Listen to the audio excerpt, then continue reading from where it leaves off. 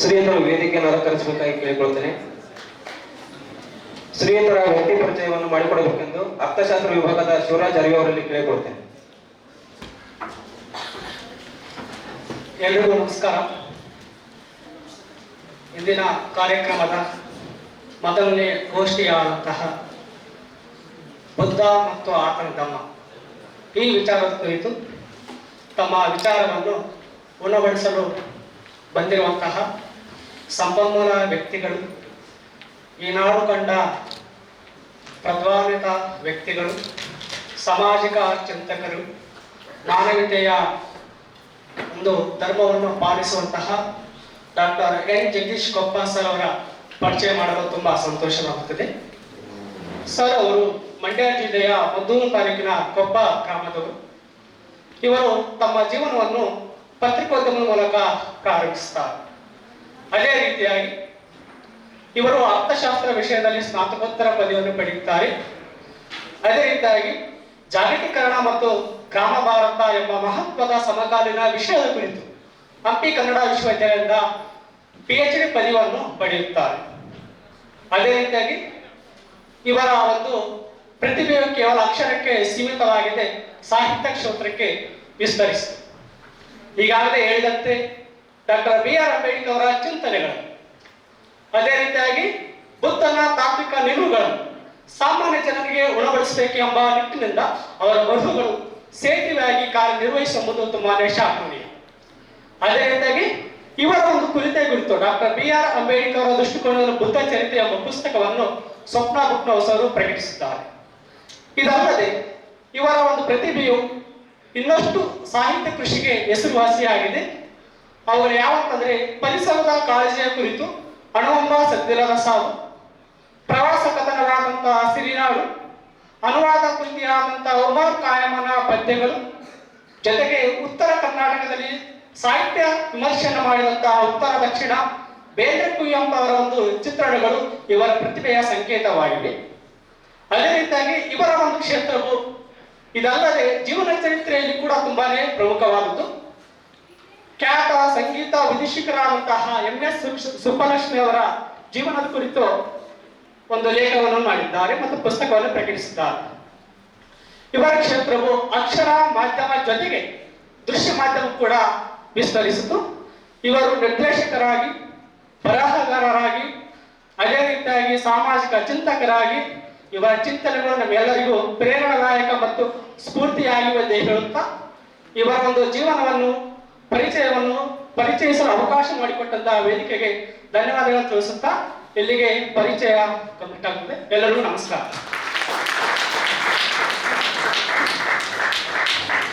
ಧನ್ಯವಾದಗಳು ಸರ್. ಬುದ್ಧ ಮತ್ತು ಆತನ ಧಮ್ಮ ಎಂಬ ವಿಷಯದ ಕುರಿತು ಮಾತನಾಡಬೇಕೆಂದು ಶ್ರೀಯುತರಲ್ಲಿ ಕೇಳಿಕೊಳ್ಳುತ್ತೇನೆ.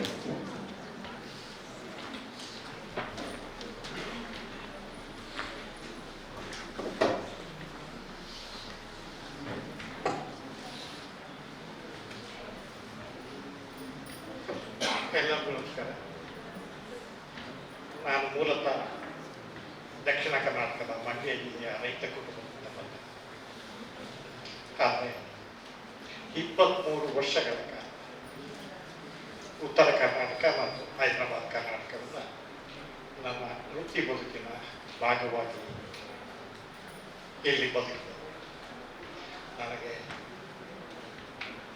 ಬಹಳ ಹಮ್ಮಂತನಿಂದ ಅನಿಸ್ಬೋದು. ಬಟ್ ಎಷ್ಟು ಎದೆಗಾರಿಕೆಯಿಂದ ಹೇಳ್ತೀನಿ ಅಂದರೆ, ನನ್ನ ದಕ್ಷಿಣ ಕರ್ನಾಟಕಕ್ಕಿಂತ ಹೆಚ್ಚಾಗಿ ಹೈದರಾಬಾದ್ ಕರ್ನಾಟಕದ ಸಂಸ್ಕೃತಿ ಮತ್ತು ಇತಿಹಾಸ ಮತ್ತು ಬಾಂಬೆ ಕರ್ನಾಟಕ ಅಂತ ನಾವು ಏನು ಹೇಳ್ತೀವಿ, ಆ ಉತ್ತರ ಕರ್ನಾಟಕದ ಇತಿಹಾಸವನ್ನು ಎದೆಬಿಚ್ಚಿ ಮಾತನಾಡಬಲ್ಲೆ. ನನ್ನಿಂದ ತುಂಬ ಅಷ್ಟೊಂದು ಇದಿತ್ತು. ಇಲ್ಲಿಯ ಬಗ್ಗೆ ಪ್ರೀತಿಗಳು ನನಗೆ ಇವತ್ತು ಬಹಳ ಖುಷಿಯ ಮತ್ತು ಅಪರೂಪದ ಒಂದು ಸಂಗತಿ ಅಂದರೆ, ಬಹುಶಃ ನಾನು 4.5 ದಶಕದಿಂದ ಸಾರ್ವಜನಿಕ ಬದುಕಿನಲ್ಲಿದ್ದೀನಿ. ಅಂಬೇಡ್ಕರ್ ಅವರ ಕುರಿತಂತೆ ಈ ರೀತಿಯ ಆಲೋಚನೆ, ಅಂದರೆ ವಿಭಿನ್ನ ಆಲೋಚನೆ ನಮಗೆ ಇವತ್ತು ಯಾವ ಮಟ್ಟಕ್ಕೆ ನಮ್ಮ ಮನಸ್ಥಿತಿಯನ್ನು ನಮ್ಮ ತರಿಸ್ಬಿಟ್ಟಿದೆ ನಮ್ಮ ಈ ಸಾರ್ವಜನಿಕ ಜಗತ್ತು ಅಂದರೆ, ಅಂಬೇಡ್ಕರ್ ಅವರ ಸಂವಿಧಾನ ಅಷ್ಟಕ್ಕೆ ಸೀಮಿತವಾಗಿದ್ದಂಥ ಇವತ್ತಿನ ವರ್ತಮಾನದಲ್ಲಿ ಕರ್ನಾಟಕದ ಒಂದು ವಿಶ್ವವಿದ್ಯಾನಿಲಯ ಅಂಬೇಡ್ಕರ್ ಅವರ ಬಹುಮುಖ ಪ್ರತಿಭೆಯನ್ನು ಗುರುತಿಸುವಂತೆ ಮಾಡಲು ಹೊರಟಿರುವಂತಹ ಈ ಕಾರ್ಯಕ್ರಮ ಇದೆಯಲ್ಲ, ಇದು ಕರ್ನಾಟಕದಲ್ಲಿ ಒಂದು ನಾಟಿ. ಇಡೀ ನಿಮ್ಮ ಎಲ್ಲರ ಆಮೇಲೆ ಬಹಳ ಪ್ರೀತಿ ಮತ್ತು ಗೌರವದಿಂದ ನೀವೆಲ್ಲ ಅದೃಷ್ಟವಂತ. ಒಬ್ಬ ಪ್ರೊಫೆಸರ್ ಶಿವಾನಂದ ಕೆಳಗೆ ಬಂದ ಒಬ್ಬ ಪ್ರತಿಭಾವಂತ ಚಿಂತಕ ಮತ್ತು ಬದುಕಿನ ಬಗ್ಗೆ, ಓದಿನ ಬಗ್ಗೆ ಇರುವಂತಹ ಬದ್ಧತೆಯಂತ ವ್ಯಕ್ತಿಯನ್ನು ನೀವು ಬಿಸಿಯಾಗಿ ಪಡೆದಿದ್ದೀರಿ ಅಂತ ನಿಜವಾಗಿ ನೀವು ಇವತ್ತೆಲ್ಲ ನಾವು ವೇದಿಕೆ ಮೇಲೆ ನಾನು ನಿಂತು ಮಾತನಾಡಲಿಕ್ಕೆ ಅಥವಾ ನಾವು ಬರವಣಿಗೆ ಮೂಲಕ ಏನಾದ್ರು ಹೆಸರು ಮಾಡಿದ್ರೆ ಕಾರಣ ನಮ್ಮ ಪ್ರತಿಭೆಯಲ್ಲ, ನನಗೆ ವಿದ್ಯೆಯನ್ನು ದಾನ ಮಾಡಿದ ಗುರುಗಳು, ಅವರ ಋಣ ಇದೆ ನಮ್ಮ ಈ ಬರವಣಿಗೆಯ. ಅಂತ ಒಬ್ಬ ಗುರುಗಳನ್ನು ನಿಮ್ಗೆ ಸಿಕ್ಕಿಲ್ಲ, ಅರ್ಥ ಮಾಡ್ಕೊಳ್ಳಿ. ಬಹಳ ಮುಖ್ಯವಾದ ಸಂಗತಿ. ಇವತ್ತು ನನಗೆ ಯಾವಾಗಲೂ ನಾನೊಬ್ಬ ಲಂಕೇಶ್ ಅವರಿಂದ ನಾನು ಪ್ರಭಾವಿತನಾಗಿ 1998 ಗಾಂಧಿಯನ್ನು ಓದ್ಕೊಂಡು ಬಂದೆ. ಗಾಂಧಿ ಕುರಿತಂತೆ 7-8 ಕೃತಿಗಳನ್ನು ಕೂಡ ಬಂದೆ. ಆ ನಂತರ ನಾನು ಅಂಬೇಡ್ಕರ್ನ 2017ರಿಂದ ಗಂಭೀರವಾಗಿ ಓದಕ್ಕೆ ಶುರು ಮಾಡಿದೆ. ನಾನು ಉದ್ದಾಹರಣೆ ತಮ್ಮ ಕೃತಿಯನ್ನು ಮಲ್ಲಿಕಾರ್ಜುನ ಖರ್ಗೆ ಅವರು ಟ್ರಾನ್ಸ್ಲೇಟ್ ಮಾಡಿದಾಗ ನನ್ನ ಬದುಕಿನ ಆಲೋಚನೆಯ ದಿಕ್ಕೆ ಬದಲಾವಣೆ. ಅವತ್ತು ಅನ್ಕೋತಾ ಇದ್ದೆ, ಯಾವಾಗಲೂ ಅನ್ಕೋತಾ ಇದ್ದೆ, ನಾವು ಇವರೆಲ್ಲರನ್ನು ಬಿಡಿಸ್ಬೇಕು. ನಾನು ಯಾವಾಗಲೂ ಖಾಸಗಿಗೆ ಎಲ್ಲ ಗೆರೆ ಜೊತೆ ಹೇಳ್ತಾ ಇರ್ತೀನಿ. ಇವತ್ತು ತುರ್ತಾಗಿ ದೇಶದಲ್ಲಿ ಆಗ್ಬೇಕಾಗಿರೋದು, ಕರ್ನಾಟಕದಲ್ಲಿ ಆಗ್ಬೇಕಾಗಿರೋದು ಏನು ಅಂತ, ಬಸವಣ್ಣನನ್ನ ಲಿಂಗಾಯತರಿಂದ, ಅಂಬೇಡ್ಕರ್ ಅವರನ್ನ ದಲಿತರಿಂದ ಬಿಡುಗಡೆ ಮಾಡಿಸ್ಬೇಕು.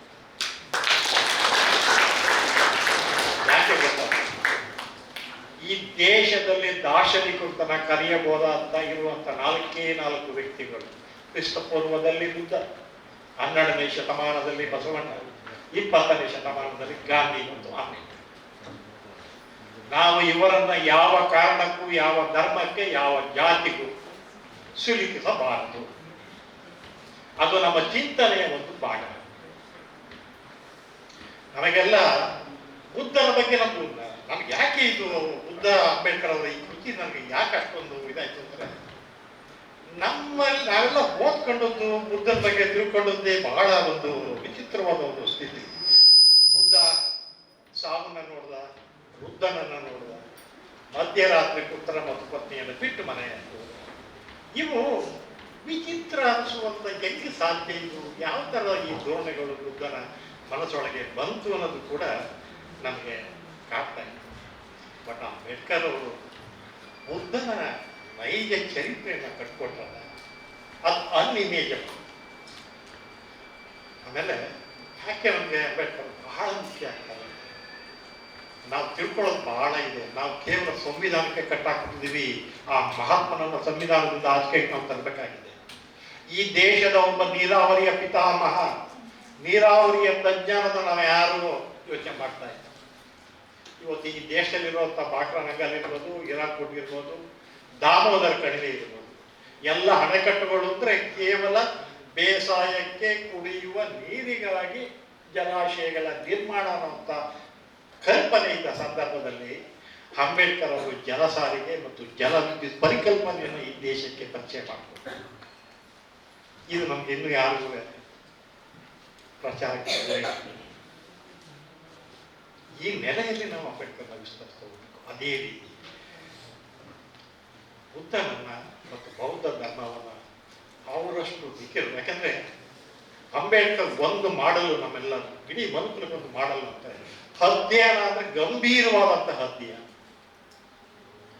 10 ವರ್ಷಗಳ ಕಾಲ ಸಂಸ್ಕೃತ, ಪಾಲಿ, ಇತರ ಎಲ್ಲ ಭಾಷೆಗಳಲ್ಲಿ ಮಾಡಿ ಟಿಪ್ಪಣಿ ಮಾಡಿದ್ರು. ಆದರೆ ಅವರ ನಡುವೆ, ಇದನ್ನು ಮಾಡೋ ನಡುವೆ ಸಂವಿಧಾನದ ಒತ್ತಡದಲ್ಲಿ ಅವರು 1956 ಡಿಸೆಂಬರ್ ತೀರ್ಕೊಂಡ ನಂತರದ ವರ್ಷದಲ್ಲಿ ಪ್ರಕಟ ಆಯಿತು. ಬಹುಶಃ ಅವ್ರು ಬದುಕಿದ್ರೆ ಇನ್ನೊಂದಷ್ಟು ಪರಿಷ್ಕಾರ, ಇನ್ನೊಂದಷ್ಟು ಇದಾಗ್ತಾ ಇದೆ. ಬಟ್ ಆದರೆ ಇವತ್ತು ಈ ದೇಶದಲ್ಲಿ ಕೇವಲ ಸಂವಿಧಾನ ಮಾತ್ರ ಅಂಬೇಡ್ಕರ್ ಕೊಡುಗೆ ನಾವು, ಸಂವಿಧಾನಕ್ಕೆ ಸಮಾನ ಸ್ಥಾನಮಾನ ಇರುವಂಥದ್ದು ಅವರ ಅಂಬೇಡ್ಕರ್ ಜೀವನದ ಬುದ್ಧನ ಜೀವನದ ಪುಸ್ತಕ. ಯಾಕೆ ನೋಡಿ, ಅಂಬೇಡ್ಕರ್ ಅವರಿಂದ ಮಾತ್ರ ನಮ್ಗೆ ಗೊತ್ತೆ ಈ ಜಗತ್ತಿನಲ್ಲಿ. ಯಾಕಂದ್ರೆ ಬುದ್ಧ 2600 ವರ್ಷಗಳ ಹಿಂದಿನ ಮಹಾತ್ಮ, ಅಹಿಂಸೆಯ ಬಗ್ಗೆ, ಯುದ್ಧದ ಬಗ್ಗೆ ಧ್ವನಿ ಎತ್ತಿದ ದೊಡ್ಡ ಮಹಾನ್ ವ್ಯಕ್ತಿ. ಇದನ್ನ ಪರಿಚಯ ಮಾಡಿಕೊಟ್ರು ನಮಗೆ ಅಂಬೇಡ್ಕರ್. ನಾವೆಲ್ಲ ನಡುರಾತ್ರಿಯಲ್ಲಿ ಬಿಟ್ಟು ಅರಮನೆಯನ್ನು ಬಿಟ್ಟು ಹೋದ ಅಂತ ಹೇಳ್ಕೊಂಡು ನೈಜ ಕತೆ ಏನು ಅಂದರೆ, ಒಂದು ಶಾಕ್ಯ ಅಂತ ಒಂದು ಪಂಗಡ, ಇವತ್ತು ನೀವು ಈಶಾನ್ಯ ಭಾರತದಲ್ಲಿ ಬುಡಕಟ್ಟು, ಆ ಪಂಗಡದ ನಿಯಮದ ಪ್ರಕಾರ 21 ವರ್ಷ ಆದಂಥ ಪ್ರತಿಯೊಬ್ಬ ಯುವಕ ಸಂಘದ ಸದಸ್ಯನಾಗಿದ್ದ. ಬಟ್ ಶಾಕ್ಯರು ಮತ್ತು ಕೋಲಿಯರು ಕಪಕ್ಕದ ಬುಡಕಟ್ಟು ಸಮುದಾಯ ನೋಡಿ ಒಂದು ಕುಡಿಯುವ ನೀರಿಗಾಗಿ ಜಗಳ, ಯುದ್ಧ ಮಾಡಬೇಕು ಅಂತ ಸಂಘದ ತೀರ್ಮಾನ ಮಾಡಿದಾಗ ಬುದ್ಧ ಬಟ್ ಬಹುಮತ ಅಂತರದಿಂದ ಯುದ್ಧ ಮಾಡಬೇಕು ಅಂತ ತೀರ್ಮಾನ ಆಗುತ್ತೆ. ಸಂಘದ ನಿಯಮದ ಪ್ರಕಾರ ಯುದ್ಧವನ್ನು ವಿರೋಧಿಸಿದವರಿಗೆ ಗಲ್ಲುಗಂಬಾಗಿರಬೇಕು, ಮರಣದಂಡನೆ ಅಥವಾ ಊರು ಬಿಟ್ಟು ಆಚಿಕೊಳ್ಬೇಕಾಗುತ್ತೆ. ಆಯ್ಕೆ ಮಾಡಿಕೊಂಡದ್ದು ಗಡಿಪಾಲಿನ ಆದೇಶ. ಅಂದರೆ ಅಹಿಂಸೆಯ ಬಗ್ಗೆ, ಯುದ್ಧದ ಬಗ್ಗೆ ಧ್ವನಿ ಎತ್ತಿದ ಜಗತ್ತಿನ ಪ್ರಥಮ ವ್ಯಕ್ತಿ ಬುದ್ಧ ಕಟ್ಟಿದೆ. ಇವತ್ತು ಗಾಂಧಿ ಒಳಗೆ ಅಹಿಂಸೆಯ ಪರಿಕಲ್ಪನೆ ಹೇಗೆ ಬಂತು, ಬಸವಣ್ಣನಲ್ಲಿ ಒಂದು ಎಲ್ಲ ಜಾತಿಗಳನ್ನ ಒಗ್ಗೂಡಿಸುವಂತಹ ಚಿಂತನೆ ಹೇಗೆ ಒಂದು ಉದಾತ್ತ ಚಿಂತನೆಯೊಂದು ಭಾರತದ ಪರಂಪರೆಯಲ್ಲಿ ತಲೆಮಾರದಿಂದ ತಲೆಮಾರಿಗೆ, ಶತಮಾನದಿಂದ ಶತಮಾನಕ್ಕೆ ಹರಿದು ಬಂದಿದೆ. ಇದಕ್ಕೆ ಬಹಳ ದೊಡ್ಡ ಉದಾಹರಣೆ ಅಂದರೆ ಬುದ್ಧನ ನಂತರ ಬಸವಣ್ಣ, ಬಸವಣ್ಣ ನಂತರ ಗಾಂಧಿ, ಗಾಂಧಿ ನಂತರ 21 ವರ್ಷ ಕಿರಿಯರಾದ ಅಂಬೇಡ್ಕರ್. ಮತ್ತೆ ನಾವು ಯಾರನ್ನು ಮತ್ತೆ ದಾರ್ಶನಿಕರು ಅಂತ ನಾವು ಕರೀಲಿಕ್ಕೆ ಬಹಳ ಕಷ್ಟ ಆಗುತ್ತೆ. ಅವರು ನಮ್ಮ ಕೆಲವರು ಹೆಸರು ಹೇಳಿದಾಗ ಹಿಂದೂ ಧರ್ಮವನ್ನು ಗಂಭೀರವಾಗಿ ತೀರ್ಮಾನ ತಗೊಂಡಿದ್ರು. ಇವತ್ತಿನವರೆಗೆ ನೀವೆಲ್ಲಾದ್ರೂ ಗಮನಿಸಿ ನೋಡಿ, ಅಂಬೇಡ್ಕರ್ ಹಿಂದೂ ಧರ್ಮದ ಬಗ್ಗೆ ಎತ್ತಿರುವ ಪ್ರಶ್ನೆಗಳಿಗೆ ಯಾರು ಉತ್ತರ ಕೊಡಲಿಕ್ಕೆ ಸಾಧ್ಯವಾಗಿಲ್ಲ. ಅವರು ಬದುಕಿದ್ದಾಗಲೂ ಯಾರು ಉತ್ತರ ಕೊಡೋಕ್ಕಾಗಲಿಲ್ಲ. ಇವತ್ತು ಕೂಡ ಅಂಬೇಡ್ಕರ್ ಎತ್ತಿರುವ ಪ್ರಶ್ನೆಗಳಿಗೆ ಈ ದೇಶದಲ್ಲಿ ಇವತ್ತು ಹಿಂದೂ ಧರ್ಮದ ಪ್ರತಿಪಾದಕರಿಗೆ ಉತ್ತರ ಕೊಡೋಕ್ಕಾಗಲ್ಲ. ಒಂದು ಮಾತು ಹೇಳಿದ್ರು ಅಂಬೇಡ್ಕರ್, ಹಿಂದೂ ಧರ್ಮ ಅಂದರೆ ಕಿಟಕಿ ಮತ್ತು ಬಾಗಿಲುಗಳಿಲ್ಲದ ಮನೆ. ಒಂದು ಕಿಟಕಿ ಮತ್ತು ಬಾಗಿಲುಗಳಿಲ್ಲದ ಮನೆ ಅಂದ್ರೆ ಅದು ಕತ್ತಲೆಯ ಕೋಣೆ, ಗಾಳಿ ಇಲ್ಲದ ಕೋಣೆ, ಬೆಳಕಿಲ್ಲದ ಕೋಣೆ. ಆ ಕಾರಣಕ್ಕಾಗಿ ನಾನು ಆಕಸ್ಮಿಕವಾಗಿ ಹಿಂದೂ ಧರ್ಮದಲ್ಲಿ ಹುಟ್ಟಿದ್ದೇನೆ, ಆದರೆ ಯಾವ ಕಾರಣಕ್ಕೂ ಹಿಂದೂವಾಗಿ ಸಾಯಿಲ್ಲ. ಅವರ ಮುಂದೆ ಆಯ್ಕೆ ಯಾವ ಧರ್ಮವನ್ನು ಆಯ್ಕೆ ಮಾಡಿಕೊಂಡು ಅವರೊಳಗಿನ ವೈಚಾರಿಕ ಪ್ರಜ್ಞೆ, ಚಿಂತನೆ ಎಷ್ಟು ಪ್ರಕಾರವಾಗಿತ್ತು ಅಂದರೆ, ಸುಮ್ಮನೆ ಯಾರೋ ಬಂದು ಧರ್ಮದ ಬಗ್ಗೆ ಹೇಳಿದ ತಕ್ಷಣ ಕೇಳಿದವರಲ್ಲ ಅವರು ಸಂಸ್ಕೃತ ಪಂಡಿತರು ಕೂಡ ಹೌದು. ಗಂಭೀರವಾಗಿ ಸಂಸ್ಕೃತ ಓದ್ಕೊಂಡ್ರು, ಇಂಗ್ಲೀಷಲ್ಲಿ ಬೈಬಲ್ ಓದ್ಕೊಂಡ್ರು, ಇಸ್ಲಾಂನ ಇದನ್ನ ಬೈಬಲ್ ಓದ್ಕೊಂಡ್ರು, ಇಸ್ಲಾಂನ ಕುರಾನ್ ಎಲ್ಲ ಅವ್ರು ಒಂದು ಕಡೆ ಹೇಳ್ತಾರೆ, ಈ ಯಾಕೆ ನಾನು ಬೌದ್ಧ ಧರ್ಮಕ್ಕೆ ಹೋದೆ ಅಂತ. ಹಿಂದೂ ಧರ್ಮ ಅಹಂ ಬ್ರಹ್ಮಾಸ್ಮಿ, ನಾನೇ ದೇವರು ಅಂತ ಇಷ್ಟ ಆಗ್ತದೆ. ಇಸ್ಲಾಂ ಧರ್ಮದಲ್ಲಿ ನಾನು ದೇವರ ಪ್ರವಾದಿ, ಪ್ರತಿನಿಧಿ, ಇಷ್ಟ ಆಗಿದೆ. ಕ್ರೈಸ್ತ ಧರ್ಮದಲ್ಲಿ ನಾನು ದೇವರ ಪುತ್ರ, ಯೇಸುವಿನ ಪುತ್ರ ಅಂತ ಕ್ರಿಸ್ಮಸ್ ನೀವು ಹೇಳ್ಕೊಂಡ್ರೆ. ಆದರೆ ದೇವರ ಬಗ್ಗೆ ಮಾತನಾಡದೆ ಮೌನವಾಗಿ ಉಳ್ಕೊಂಡಂಥ ಏಕೈಕ ವ್ಯಕ್ತಿ ಬುದ್ಧ. ಆ ಕಾಲದಲ್ಲಿ ಬುದ್ಧ ದೇವರು ಇದ್ದಾರೆ ಇಲ್ಲ ಅನ್ನೋದ್ರ ಬಗ್ಗೆ ಯೋಚನೆ ಮಾಡೋಕ್ಕೆ ಹೋಗಿ, ಮತ್ತೆ ತುಂಬಾ ಕಠಿಣವಾದ ಮಟ್ಟದಲ್ಲಿ ಮೌನವನ್ನು ತಾಳಿದ, ದೇವರ ಅಸ್ತಿತ್ವದ ಬಗ್ಗೆ ಮೌನವನ್ನು ತಾಳಿದ ದೊಡ್ಡ ದಾರ್ಶನಿಕ ಬುದ್ಧ, ತಥಾಗತ ಅಂತ ಕೂಡ ನಮ್ಮ ಧರ್ಮದಲ್ಲಿ, ಹಿಂದೂ ಧರ್ಮದ ಇತಿಹಾಸದಲ್ಲಿ ನಾವು ನೋಡ್ಬೇಕು ಅಂದಾಗ ಬುದ್ಧನ ಚಿಂತನೆಗಳಲ್ಲಿ ಇವತ್ತಿಗೂ ನನಗೆ ಆಶ್ಚರ್ಯ ಆಗೋದು ಅಂದರೆ, ಬುದ್ಧನ ವೈಜ್ಞಾನಿಕ ಆ ನಿಲುವುಗಳು ಎಲ್ಲಿಂದ ಬಂತು. ಈ ಜಗತ್ತಿನ ಪ್ರತಿಯೊಂದು ವಸ್ತುವಿಗೆ ನಶ್ವರ ಅನ್ನೋದು ಶಾಶ್ವತವಾಗಿದೆ, ಅದು ದೇವರ ಸೃಷ್ಟಿ ಅಲ್ಲ. ಆತ್ಮ, ಪುನರ್ಜನ್ಮ ಇವು ಎಲ್ಲವೂ ಬರೀ ಬೊಗಳೆಗಳು, ಕಟ್ಟು ಕಥೆಗಳು. ನಮ್ಮ ದಕ್ಷಿಣ ಭಾರತ ಕನ್ನಡದಲ್ಲಿ ಹೇಳ್ತೀವಲ್ಲ, ಕಾಗಕ್ಕನ ಗೂಬಕ್ಕನ ಕಥೆಗಳು. ಈ ಥರದ ಆಲೋಚನೆ ಬುದ್ಧ ಮಹಾತ್ಮನ ಎದೆಯೊಳಗೆ ಇಟ್ಟುಕೊಂಡ್ರು.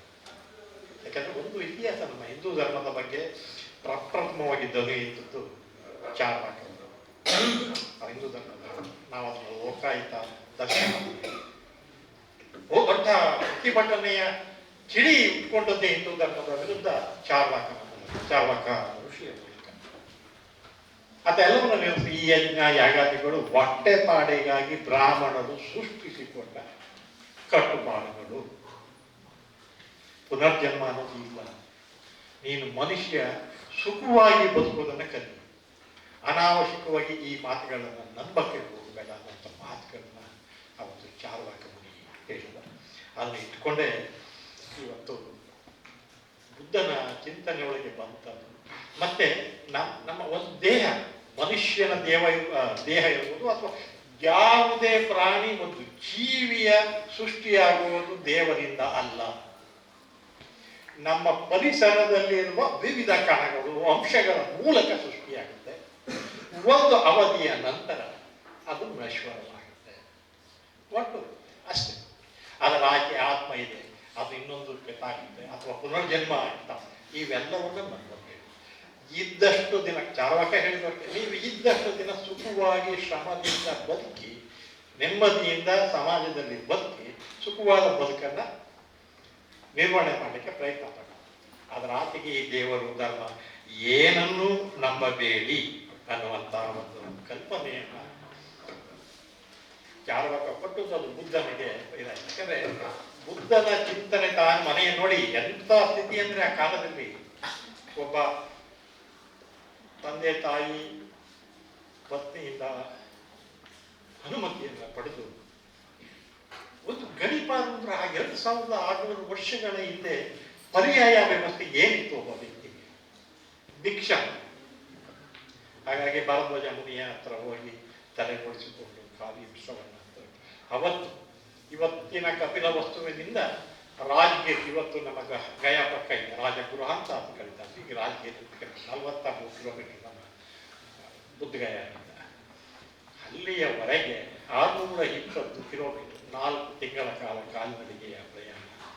ಗಂಗಾ ನದಿಯನ್ನು ದಾಟಿ ಬರುವ ಮಾರ್ಗದಲ್ಲಿ ಬ್ರಾಹ್ಮಣರ ಆಶ್ರಮಗಳು, ಅಲ್ಲೆಲ್ಲ ವಿಶ್ರಮಿಸಿಕೊಂಡು ಅವ್ರ ಜೊತೆ ಚರ್ಚೆ ಮಾಡ್ಕೊಂಡು ಬಂದು ಅಲ್ಲಿ ಬಂದು ರಾಜಗೃಹದಲ್ಲಿ ಉಳ್ಕೊಂಡಾಗ ಅವತ್ತಿನ ದೊರೆ ಬಿಂಬಸಾರ ಇವತ್ತು ಅಂದಿ ಶುದ್ಧೋಧನಿಗೆ ಪರಿಚಯವಿತ್ತು. ಈ ರಾಜಗೃಹದಲ್ಲಿ ಆಶ್ಚರ್ಯ ಆಗುತ್ತೆ. ಬಹಳ ಸುಂದರವಾದಂಥ ಒಬ್ಬ ಯುವಕ ಬಂದು ಇಲ್ಲಿ ಭಿಕ್ಷೆ ಬೇಡ್ತಾ ಒಂದೇ ಟೈಮ್ ಇಲ್ಲ, ಒಂದು ಬೆಳಗ್ಗೆ ಹೋಗಿ ಭಿಕ್ಷೆ ಆತ ಒಂದು ಮನೆಯಲ್ಲಿ ಭಿಕ್ಷೆ ಬಿತ್ತರು ಮತ್ತೆ ಪರಿಚಯ ಮಾಡ್ಕೊಂಡು ನನ್ನ ಸ್ನೇಹಿತನ ಮಗ ಅಂತ ಹೇಳಿ, ಬಾ ನೀನು ಒಂದಷ್ಟು ಸಂಸ್ಥಾನವನ್ನ ರೂಪಿಸ್ಕೊಡ್ತೀನಿ, ಬಾ ಅರ್ಧ ಸಾಮ್ರಾಜ್ಯವನ್ನೇ ಕೊಡ್ತೀನಿ, ಬಾ ನಿನಗೆ ಬೇಡ ಭಿಕ್ಷಾಟನೆ ಅಂತ ಹೇಳಿದ್ರು ಕೂಡ ಬುದ್ಧ ನಿರಾಕರಿಸುವಂತ ಪದ್ಧತಿ ಇದೆಯಾ? ಅಲ್ಲಿ ಮೇಜಬಲ್ ಬೇಡ, ನನಗೊಂದು ಈ ಮನುಷ್ಯ ಲೋಕದ ಅಪನುಡಿಗಳು, ಅಪನಂಬಿಕೆಗಳು, ಇವೆಲ್ಲರ ಬಗ್ಗೆ ನಾನು ಅಧ್ಯಯನ ಮಾಡಬೇಕಾಗಿದೆ. ನನಗೆ ಬೇಡ, ಯಾವ ಸಾಮಾಜಿಕ ಯಾವ ಬದುಕು ಬೇಡ ಅಂತ ನಿರಾಕರಿಸಿ ಆ ಮನುಷ್ಯ ತಪಸ್ಸನ್ನು 6-7 ವರ್ಷ ಕುಳಿತು 29ನೇ ವಯಸ್ಸಿಗೆ ಜ್ಞಾನೋದಯ ಪಡೆದು. ನೀವು ವಾರಣಾಸಿ ಅಥವಾ ಕಾಶಿ ಅಂತ ಹೇಳ್ತೀವಿ, ಅಲ್ಲಿಂದ ಒಂದು 18-20 ಕಿಲೋಮೀಟರ್ ಅಟ್ಯಾಚೆಡ್ ಸಾರನಾಥ್ಗೆ ಹೋದರೆ ಬುದ್ಧನ ಬೋಧನೆ ಮಾಡಿದಂಥ ಜಾಗ. ಈಗೆಲ್ಲ ಕಥನೆಗಳನ್ನ ಅವರು ಕಟ್ಟಿಕೊಟ್ಟಂತ ಒಂದು ಇದೆಯಲ್ಲ, ಬಹಳ ಮುಖ್ಯ. ಆಮೇಲೆ ಪ್ರತಿ ಹಂತದಲ್ಲಿ ಬುದ್ಧ ಎಷ್ಟು ಸಾಯುವ ಸಂದರ್ಭದಲ್ಲಿ ಚುಂದ ಅಂತ ಒಬ್ಬನ ಮನೆಯಲ್ಲಿ, ಅವನ ಬುಡಕಟ್ಟು ಸಮಾಜ, ಅವನ ಮನೆಯಲ್ಲಿ ಊಟ ಮಾಡಿ ಸ್ವಲ್ಪ ಏರುಪೇರಾಗುತ್ತೆ. ಜ್ಞಾನ ವ್ಯಾಪ್ತ ಏರುಪೇರಾದಾಗ ಆರೋಗ್ಯ ಕೆಟ್ಟಿದೆ. ಕುಶಿನಾಳದಲ್ಲಿ ತಂಗಿದ್ದು ಪ್ರಾಣ ಬಿಡುವ ಮುನ್ನ ಹೇಳುವ ಒಂದು ಮಾತಿದೆಯಲ್ಲ, ಆನಂದನ ತನ್ನ ಶಿಷ್ಯನ ಕರೆದು, ಯಾವ ಕಾರಣಕ್ಕೂ ನಾನು ಚುಂದನ ಮನೆಯಲ್ಲಿ ಊಟ ಮಾಡಿ ನನ್ನ ಆರೋಗ್ಯ ಕೆಟ್ಟಿತ್ತು ಅನ್ನೋದನ್ನ ಹೊರಗಡೆ ಬಿಡಕ್ಕೆ ಹೋಗ್ಬೇಡ. ನೋಡಿ, ಒಂದು ಸಮುದಾಯಗಳ ನಡುವೆ ಕಲಹ ಉಂಟಾಗಬಾರ್ದು.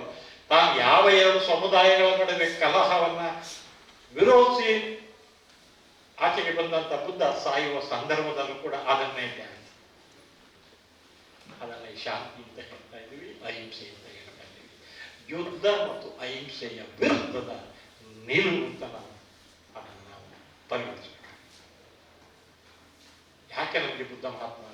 ತುಂಬ ಮುಖ್ಯ ಅಂತ ಅಂದರೆ, ಬುದ್ಧ ತೀರಿ ಹೋದ ನಂತರ ಒಬ್ಬ ಬ್ರಾಹ್ಮಣ ಅವನ ಪರಮಶಿಷ್ಯ ಆನಂದನ ಬಳಿ ಕೇಳ್ತಾನೆ, ಆನಂದ, ನಿನ್ನ ಗುರು ತೀರಿ ಹೋದರು, ಮುಂದೆ ಗುರುವನ್ನು ಹುಡುಕಾಟ ಮಾಡ್ತಾ ಇದ್ದೀರಾ? ಆಗ ಆನಂದ ಹೇಳುವ ಪ್ರಶ್ನೆ, ಗುರುಗಳಿಗೆ ನಾವು ಮತ್ತೊಬ್ಬ ಗುರು ನಮಗೆ ಬೇಕಾಗಿಲ್ಲ, ಹುಡುಕಾಟವು ನಮಗೆ ಬೇಕಾಗಿಲ್ಲ. ಬುದ್ಧ ಗುರು ನಮಗೆ ಕೊಟ್ಟು ಹೋಗಿರುವ ಚಿಂತನೆಗಳು, ನೀಡಿರುವ ಉಪದೇಶಗಳಿದೆಯಲ್ಲ, ಅವನ ಪಾಲಿಸುವುದೇ ನಮ್ಮ ನಿಜವಾದ ಕರ್ತವ್ಯ.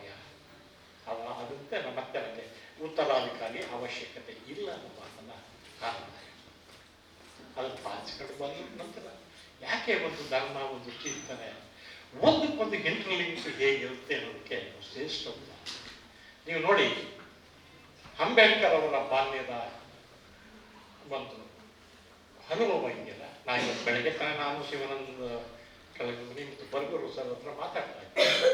ಒಂದು ಮಾತು ಹೇಳಿದೆ, ಸರ್, ಒಬ್ಬ ಮನುಷ್ಯನಿಗೆ ಬಡತನ, ಹಸಿವು ಮತ್ತು ಅಪಮಾನ ಒಬ್ಬ ಮನುಷ್ಯನನ್ನು ರೂಪಿಸುವಾಗ ಬೇರೆ ಯಾವ ವಿದ್ಯೆಯು ನನ್ನನ್ನು ರೂಪಿಸುವುದಿಲ್ಲ. ಬೆಳಗ್ಗೆ ತಾನೇ ನೋಡಿ, ಬುದ್ಧನ ರೋಹಿಣಿ ನದಿ, ನೀರಿನ ಕಲ, ಒಲಿಯರು ಮತ್ತು ಶಾಕ್ಯರ ನಡುವೆ. ಅಂಬೇಡ್ಕರ್ ಕುಡಿಯುವ ನೀರಿಗಾಗಿ ಅನುಭವಿಸಿದ ಅಪಮಾನ, ಶಾಲೆ. ಹೇಗೆ ಒಂದಕ್ಕೊಂದು ಇಂಟರ್ನಲ್ ಲಿಂಕ್ ಇರ್ತದೆ, ಚಿಂತನೆಗಳು ಲಿಂಕ್. ಯಾಕೆ ಅಂಬೇಡ್ಕರ್ ಅವರಿಗೆ ಬುದ್ಧ ಇಷ್ಟು ಮುಖ್ಯ? ಒಂದ್ ಕಡೆ ಕೃತಿಯಲ್ಲಿ ಬರೀತಾರೆ, ನಿಜವಾಗ್ಲೂ ಅವರು ಎಷ್ಟು ಇದಾಗಿದ್ದು ಅಂದರೆ, ಒಂದು ಸಣ್ಣ 4 ಲೈನ್ ನೋಟ್ ಮಾಡ್ತಾರೆ. ಅವ್ರು ಹೇಳ್ತಾರೆ, ಈ ಜಗತ್ತಿನಲ್ಲಿ ಮಿತಿ ಇಲ್ಲದಷ್ಟು ಜೀವಗಳಿವೆ, ಎಲ್ಲೆಡೆಗೂ ಅವನ ದಮವನ್ನು ಆಡಲು ನಾವು ಪ್ರತಿಜ್ಞೆ ಮಾಡೋಣ. ನಮ್ಮಲ್ಲಿ ಲೆಕ್ಕವಿಲ್ಲದಷ್ಟು ವೈಕಲ್ಯಗಳಿವೆ, ಅವುಗಳನ್ನೆಲ್ಲ ಪರಿಹರಿಸಿಕೊಳ್ಳಲು ಶಪಥ ಮಾಡೋಣ. ಜಗತ್ತಿನಲ್ಲಿ ಕೊನೆ ಇಲ್ಲದಷ್ಟು ಸತ್ಯಗಳಿವೆ, ಅವುಗಳನ್ನೆಲ್ಲ ಗ್ರಹಿಸಿಕೊಳ್ಳುವ ಶಪಥ ಮಾಡೋಣ. ನನ್ನ ಮುಂದೆ ಅನುಪಮ ಬೌದ್ಧ ಮಾರ್ಗವಿದೆ, ಅದನ್ನು ಪರಿಪೂರ್ಣವಾಗಿ ನಿರ್ವಹಿಸುತ್ತೇನೆ ಎಂದು ಪಣ ತೋರೋಣ. ಅವತ್ತು ಆನಂದ ಏನು ಮಾತ್ರ ಹೇಳಿದ್ದಾನೆ, ಅದನ್ನು ಅಂಬೇಡ್ಕರ್ ಅವರು 20ನೇ ಶತಮಾನದಲ್ಲಿ ಕೂಡ ಮುಂದುವರಿಸಿದರು. ಮತ್ತೆ ಎಷ್ಟು ಪ್ರಭಾವಿತರಾಗಿದ್ದರು ಬುದ್ಧನ ಚಿಂತನೆ ಬಗ್ಗೆ ನನಗೆ 4 ವಾಕ್ಯಗಳಲ್ಲಿ ಅವರು ಹೇಳ್ತಾರೆ. ಎಲೈ ತಥಾಗತನೇ, ನಾನು ಪೂರ್ಣ ಮನಸ್ಸಿನಿಂದ ನಿನಗೆ ಶರಣಾಗಿದ್ದೇನೆ.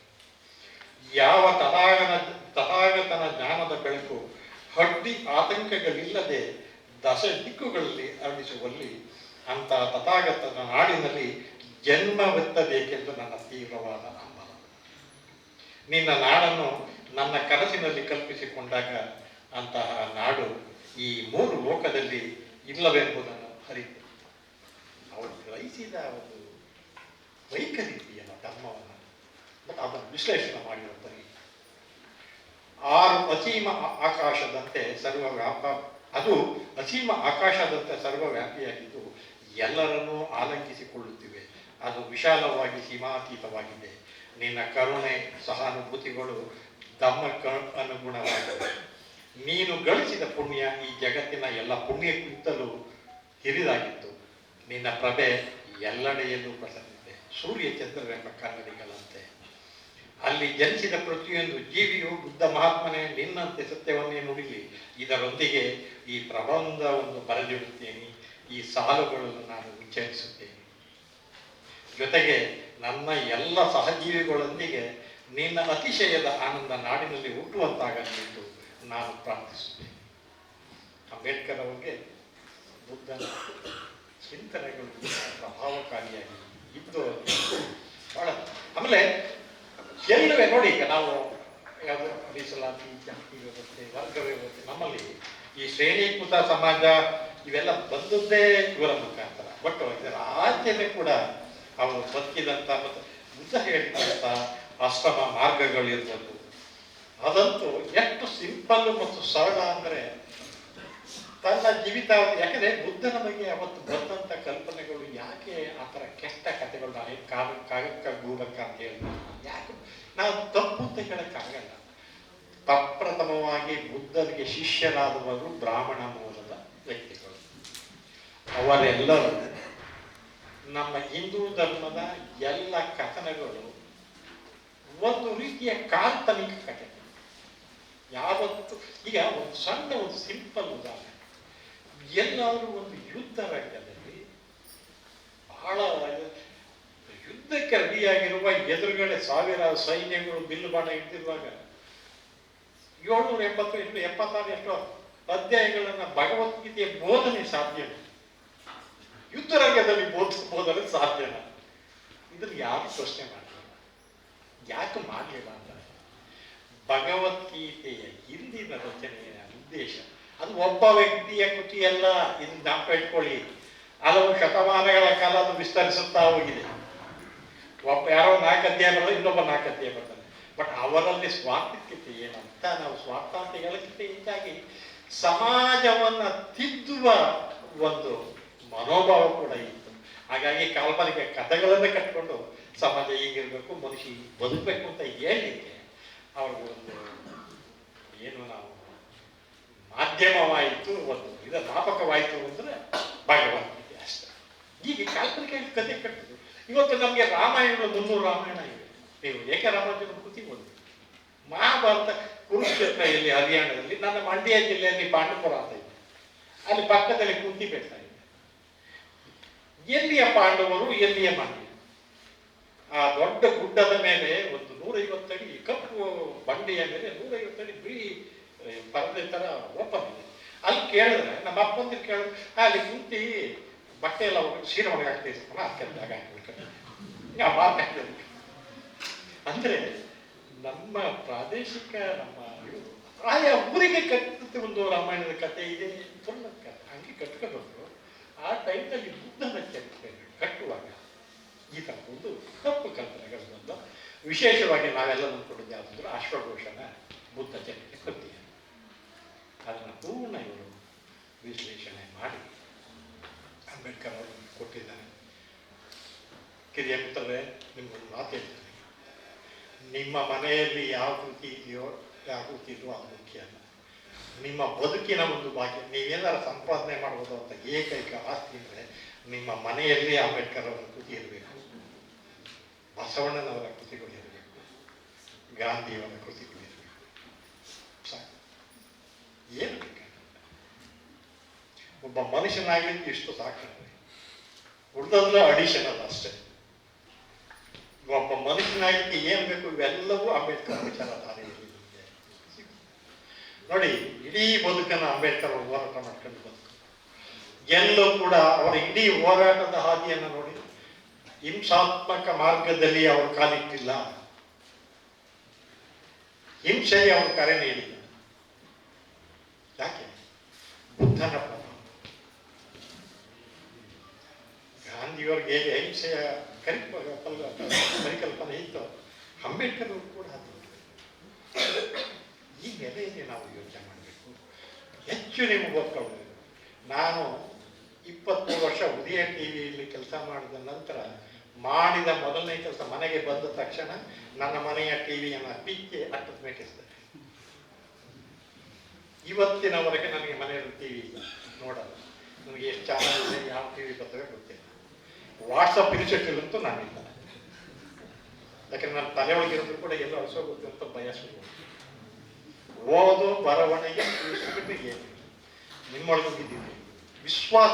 ನಿಮಗೆ ದೊಡ್ಡ ಮಾಡಲು ಈ ಜಗತ್ತಿಗೆಲ್ಲ, ನಿಮ್ಮ ಇಡೀ ಬದುಕಿಗೆ ದೊಡ್ಡ ಮಾಡಲ್ಲ ಅಂದ್ರೆ ಅಂಬೇಡ್ಕರ್.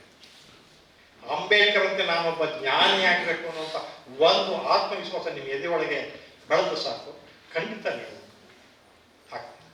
ನಿಜ, ನಮ್ಮ ಕಾಲದಲ್ಲಿದ್ದಂಥ ಬದುಕು ನಿಮಗಿಲ್ಲ. ನಾನು 72ರಲ್ಲಿ SSLC ಪಾಸ್ ಮಾಡಿದಾಗ ಅಪ್ಲಿಕೇಶನ್ ಹಾಕಿದ್ರೆ ಪೊಲೀಸ್ ಕಾನ್ಸ್ಟೇಬಲ್ಗೆ ಅಪ್ಲಿಕೇಶನ್ ಹಾಕಿದ್ರೆ ಮನೆಗೆ ಬಂದು ಕರ್ಕೊಂಡು ಹೋಗ್ತಾ ಇದ್ರು. ಅಪ್ಲಿಕೇಶನ್ ಹಾಕಿ 1 ತಿಂಗಳಾಗಿ ಯಾಕೆ ಬಂದಿಲ್ಲ ಇನ್ನೂ ಡ್ಯೂಟಿಗೆ ನೀನು ಅಂತ. ಅಪ್ಲಿಕೇಶನ್ ಹಾಕಿದ ತಕ್ಷಣ ವಿಲೇಜ್ ಕೊಟ್ಟಿದ್ದೆ, ನಿಮ್ಮಲ್ಲಿ ಏನು ಹೇಳ್ತೀರಾ, ವಿಲೇಜ್ ಕೊಟ್ಟಿದ್ದೆ, ಗ್ರಾಮ ಸಹಾಯಕ. ಮತ್ತೆ school teacher, primary school teacher TCH ಇಲ್ಲ, ಫಸ್ಟ್ ಅಪಾಯಿಂಟ್ಮೆಂಟ್ ಮಾಡಿಕೊಂಡು ಆ ನಂತರ 10 ತಿಂಗಳು ವಿಶೇಷ ಟ್ರೈನಿಂಗ್ ಕೊಡ್ತಾ ಇದ್ರು. ಅದು ನಮ್ಮ ಕಾಲ, ಬಟ್ ನಿಮಗಿಲ್ಲ. ಆದರೆ ಅದನ್ನು ಮೀರಿ ಅಂಬೇಡ್ಕರ್ ರೀತಿಯಲ್ಲಿ ಜ್ಞಾನವನ್ನು ನೀವು ಗಳಿಸ್ಕೊಂಡ್ರೆ ಖಂಡಿತ ಬದುಕಬಹುದು. ಈ ನೆಲೆಯಲ್ಲಿ ನಿಮ್ಮ ಚಿಂತನೆಗಳು ಬಂದಲ್ಲಿ ಮತ್ತು ಯಾವ ಕಾರಣಕ್ಕೂ ನೀವೆಲ್ಲವನ್ನು ಮಾನಸಿಕವಾಗಿ ಇದು ನನ್ನವನು, ನನ್ನ ಜಾತಿಯವನು, ನನ್ನ ನೆಲದವನು ಇದನ್ನು ಬಿಟ್ಟು ಒಬ್ಬ ಅಂಬೇಡ್ಕರ್, ಒಬ್ಬ ಗಾಂಧಿ, ಒಬ್ಬ ಬಸವಣ್ಣ, ಒಬ್ಬ ಬುದ್ಧ ಮನುಕುಲದ ವ್ಯಕ್ತಿಗಳು, ಮನುಕುಲದ ಮಹಾತ್ಮರು ಅಂತ ನಾವು ಕರೀಲಿಕ್ಕೆ ಹೊರತು ಇವರನ್ನು ನಾನು ಭಾರತದವರು ಅಂತ ಹೇಳಕ್ಕೂ ನನಗೆ ಹಿಂದೆ ಆಗ್ತದೆ. ಇನ್ನು ಜಾತಿಗಳಿಗೆ ನಾವು ಅವನ್ನ ಕಟ್ ಹಾಕೋದು. ಈ ನೆಲೆಯಲ್ಲಿ ನಾವು ಯೋಚನೆ ಮಾಡಬೇಕು. ಸರ್ ಭಂಗಿಪಟ್ರು ಐ ಥಿಂಕ್ ರೂಪಾಯಿ ಅದು ಅವರ PhD ಇದೆಯಲ್ಲ, PhD ಆಮೇಲೆ ಅವರು ರೂಪಾಯಿ ನಾಣ್ಯದ ಬಗ್ಗೆ PhD ಮಾಡಿದ್ರು ಅಂಬೇಡ್ಕರ್ ಅವರು. ಈಗ ಆಮೇಲೆ ನೋಡಿ, ನಾವಿನ್ನೂ ಈಗ ನಮ್ಮ ಮಿತ್ರ ಕಿರಣ್ ಮಾತಾಡ್ತಾರೆ, ಜಾತಿ ವಿನಾಶದ ಬಗ್ಗೆ ಅವ್ರು ಮಾತಾಡಿರೋ ಪರಿಕಲ್ಪನೆ ಅವನ್ನ ನಾವು ವಿಸ್ತರಿಸ್ತಾ ಹೋಗ್ಬೇಕು. ಒಬ್ಬ ಗಾಂಧಿಯವ್ರನ್ನ, ಒಬ್ಬ ಅಂಬೇಡ್ಕರ್ ಇಬ್ಬರು ಓದ್ಕೊಂಡು ಸಾಕಾಗ್ತದೆ. ಬಸವಣ್ಣನವರು ಅಕ್ಕನ ವಚನಗಳು ಓದ್ಕೊಂಡು ಸಾಕು, ಒಬ್ಬ ಹಲ್ಲವ ಸಾಕು. ನಮ್ಮ ಚಿಂತನೆಯನ್ನ, ನಮ್ಮ ನಿಷ್ಠುರತೆಯನ್ನ ಹೇಗೆ ಬದುಕಲಿಕ್ಕೆ ಹೇಗೆ ಇರ್ಬೋದು ನಾವು ಅದಕ್ಕೆ ಒಬ್ಬ ಹಲ್ಲವ. ಸಮಗ್ರ ಮನುಕುಲವನ್ನ ಮನುಷ್ಯನಾಗಿ ನೋಡೋದಕ್ಕೆ ಒಬ್ಬ ಬಸವಣ್ಣ ಸಾಕು. ಈ ನೆಲೆಯಲ್ಲಿ ನಾವು ಯೋಚನೆ ಮಾಡ್ತಾ ನೀವು ಹೆಚ್ಚು ಹೆಚ್ಚು ಇಂಥದ್ದೊಂದು ಪ್ರಯೋಗವನ್ನ ಇಲ್ಲಿ ಯೂನಿವರ್ಸಿಟಿಯಲ್ಲಿ ಮಾಡಿದ್ದಾರೆ ಕೆಳಗಿನ ಮನೆಯವರು. ಬಹುಶಃ ನನಗೆ ಬಹಳ ಖುಷಿಯಾದದ್ದು ಏನಂದ್ರೆ, ಕಳೆದ ವಾರ ರಾಜ್ಯ ಮಟ್ಟದಲ್ಲಿ ತರಗತಿಗೆ ಹೋಗಿ ಪಾಠ ಮಾಡೋದು ವಿಜಯ ಕರ್ನಾಟಕದ ಸುದ್ದಿಯನ್ನು ನಾನು ಮೈಸೂರಿನಲ್ಲಿ ನಾನು ನನ್ನ ಸ್ನೇಹಿತರಿಗೆಲ್ಲ ತೋರಿಸ್ತಾ ಇದ್ದೆ, ಕಟ್ಟಿದ್ದೆ ನೋಡ್ರಿ ಇವತ್ತು ಬೇಕು ಅಂತ. ನಾನು ಬಹಳಷ್ಟು ಸರಿ ತಮಾಷೆ ಮಾಡ್ತಾ ಇರ್ತೀನಿ. ಈಗ ಕರ್ನಾಟಕದಲ್ಲಿ ವಿಶ್ವವಿದ್ಯಾಲಯಗಳು ಸರ್ಕಾರಿ ಪ್ರೈಮರಿ ಶಾಲೆಗಳು ಅಂತ ನಾನು ಹೇಳೋದು. ಅಂಥದ್ರಲ್ಲಿ ಒಂದು ವಿಶ್ವವಿದ್ಯಾಲಯದಲ್ಲಿ ಒಬ್ಬ ಉಪಕುಲಪತಿ ಹೇಗಿರಬೇಕು ಅನ್ನೋದಕ್ಕೆ ಅವರು ಮಾಡೋದು.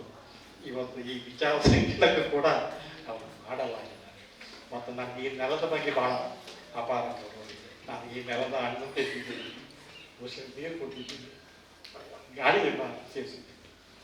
ಯಾವತ್ತು ನಾನು ಹೇಳ್ತಾ ಇದ್ದೀನಿ, ಇವರು ಅಪಾಯಿಂಟ್ ಆದ ತಕ್ಷಣ ಹೇಳ್ತಾರೆ, ನೀನು ಯಾವತ್ತು ಕರೀರಿ ನನ್ನ ಕೇಳಿ ಏನು ಕೆಲಸ ಕೇಳಿ ನಾನು ಮಾಡ್ಕೊಡ್ತೀನಿ. ಅದು ನನ್ನ ನೆಲದ ಒಂದು ಋಣ ತಿಳಿಸ್ಬೇಕು ಅನ್ನೋ ತುಂಬ ಇದೆ. ನನ್ನ ಸ್ನೇಹಿತರು ಮಾತಾಡ್ತಾ ಇದ್ದೀನಿ, ಇನ್ನು ಮೇಲೆ ಇಲ್ಲಿ ಕರ್ತಿ ಮಾತನಾಡಲಿಕ್ಕೆ ಮತ್ತೆ ಬಹಳಷ್ಟು ವಿಚಾರಗಳನ್ನ ಹಂಚಿಕೊಳ್ಳಿಕ್ಕೆ ದಾರಿ ಆದಂಥ ಈ ವಿಶ್ವವಿದ್ಯಾಲಯದ ಎಲ್ಲ ಪದಾಧಿಕಾರಿಗಳಿಗೆ ಮತ್ತು ಕುಲಸಚಿವರಿಗೆ, ಅಧ್ಯಕ್ಷರು ಎಲ್ಲರಿಗೂ ನನ್ನ ಧನ್ಯವಾದಗಳು ತಿಳಿಸಿ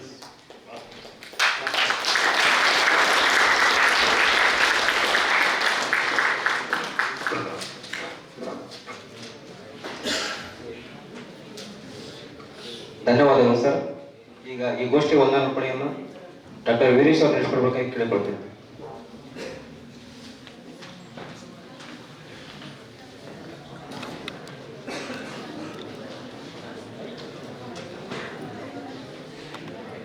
ಆದಿಕವಿ ಶ್ರೀ ಮಹರ್ಷಿ ವಾಲ್ಮೀಕಿ ವಿಶ್ವವಿದ್ಯಾಲಯ ರಾಯಚೂರು ಇತಿಹಾಸ, ಅರ್ಥಶಾಸ್ತ್ರ, ಸಮಾಜ ಕಾರ್ಯ ಹಾಗೂ ರಾಜ್ಯಶಾಸ್ತ್ರ ವಿಭಾಗಗಳ ಆಯೋಜಿಸಿರುವ ಸಮಕಾಲೀನ ಭಾರತ ಮತ್ತು ಡಾಕ್ಟರ್ ಬಾಬಾ ಸಾಹೇಬ್ ಅಂಬೇಡ್ಕರ್ ಕೃತಿಗಳ ಅನುಸಂಧಾನ ಕಾರ್ಯಕ್ರಮದಲ್ಲಿ ಸಂಪನ್ಮೂಲ ವ್ಯಕ್ತಿಗಳಾಗಿ ಭಾಗವಹಿಸಿ ಬುದ್ಧ ಮತ್ತು ಆತ್ಮಧಮ್ಮ ಕೃತಿಯ ಕುರಿತು ಅರ್ಥಪೂರ್ಣ ಉಪನ್ಯಾಸವನ್ನು ನೀಡಿದ doctor N Jagadish Koppa sir ಅವರಿಗೆ ಹೃದಯಪೂರ್ವಕ ಧನ್ಯವಾದಗಳು. ಅದೇ ರೀತಿ ಈ ಗೋಷ್ಠಿಯಲ್ಲಿ ಭಾಗವಹಿಸಿದ ಸರ್ವರಿಗೂ ವಂದನೆಗಳನ್ನು ಸಲ್ಲಿಸುತ್ತಾ ಈಗ ಮುಂದಿನ ಗೋಷ್ಠಿಯನ್ನು ನಾಗವೇಣಿ ಡಿ ರಾಜ್ಯಶಾಸ್ತ್ರ ಉಪನ್ಯಾಸಕರು ನಿರ್ವಹಿಸಿಕೊಡಲಿದ್ದಾರೆ.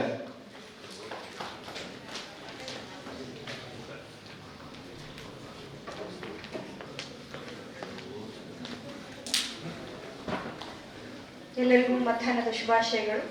ಎರಡನೇ ಗೋಷ್ಠಿಯ ಸಂಪನ್ಮೂಲ ವ್ಯಕ್ತಿಗಳು ಪ್ರೊಫೆಸರ್ ST ಬಾಗಲಕೋಟೆ, ಕುಲಸಚಿವರು, ಹಾವೇರಿ ವಿಶ್ವವಿದ್ಯಾಲಯ ಹಾವೇರಿ, ವೇದಿಕೆಗೆ ಆಗಮಿಸಬೇಕೆಂದು ಕೇಳಿಕೊಳ್ಳುತ್ತೇವೆ.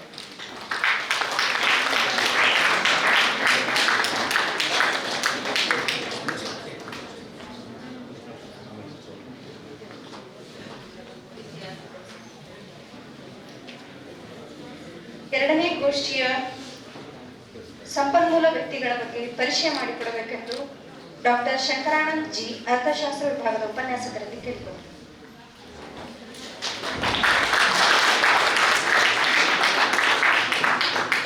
ಎಲ್ಲರಿಗೂ ನಮಸ್ಕಾರ.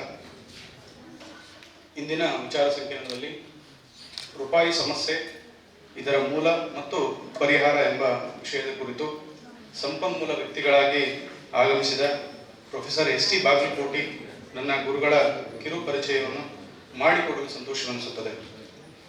ಕರ್ನಾಟಕ ವಿಶ್ವವಿದ್ಯಾಲಯ ಧಾರವಾಡ ಅರ್ಥಶಾಸ್ತ್ರ ಅಧ್ಯಯನ ವಿಭಾಗದಲ್ಲಿ ಹಿರಿಯ ಪ್ರಾಧ್ಯಾಪಕರಾಗಿ ಸೇವೆ ಸಲ್ಲಿಸುತ್ತಿದ್ದಾರೆ. ಸರ್ ಅವರು ಪ್ರಸ್ತುತ ಹಾವೇರಿ ವಿಶ್ವವಿದ್ಯಾಲಯದ ಕುಲಸಚಿವರಾಗಿ ಸೇವೆ ಸಲ್ಲಿಸುತ್ತಿದ್ದಾರೆ. ಶ್ರೀಯುತರು ಈಗ ಪ್ರಾದೇಶಿಕ ಅಸಮತೋಲನ ಪರಿಹಾರ ಸಮಿತಿಯ ಸದಸ್ಯರಾಗಿ ಕರ್ನಾಟಕ ಸರ್ಕಾರದಿಂದ ನೇಮಕಗೊಂಡು ಕಾರ್ಯನಿರ್ವಹಿಸುತ್ತಿದ್ದಾರೆ. ಇವರು ಯುಜಿಸಿ ಸ್ಯಾಟ್ನ ಸಂಯೋಜಕರಾಗಿ, ಸಿಂಡಿಕೇಟ್ ಸದಸ್ಯರಾಗಿ, ಶೈಕ್ಷಣಿಕ ಮಂಡಳಿಯ ಸದಸ್ಯರಾಗಿ, ಡೀನರಾಗಿ, IQAC ನಿರ್ದೇಶಕರಾಗಿ, ಅರ್ಥಶಾಸ್ತ್ರ ವಿಭಾಗದ ಮುಖ್ಯಸ್ಥರಾಗಿ ಸೇವೆ ಸಲ್ಲಿಸಿದ್ದಾರೆ. ಶ್ರೀಯುತರು ಕರ್ನಾಟಕ ಸರ್ಕಾರ ಪಠ್ಯಪುಸ್ತಕ ಪರಿಷ್ಕರಣಾ ಸಮಿತಿಯ ಸದಸ್ಯರಾಗಿ, ಇಂಡಿಯನ್ ಎಕಾನಮಿಕ್ ಅಸೋಸಿಯೇಷನ್ನ ಕಾರ್ಯಕಾರಿ ಸಮಿತಿಯ ಸದಸ್ಯರಾಗಿದ್ದಾರೆ. ಬೋಧನಾ ವೃತ್ತಿಯೊಂದಿಗೆ 25ಕ್ಕೂ ಹೆಚ್ಚು PhD ಹಾಗೂ 8ಕ್ಕೂ ಹೆಚ್ಚು MPhil ಸಂಶೋಧನಾ ವಿದ್ಯಾರ್ಥಿಗಳಿಗೆ ಮಾರ್ಗದರ್ಶನ ಮಾಡಿದ್ದಾರೆ.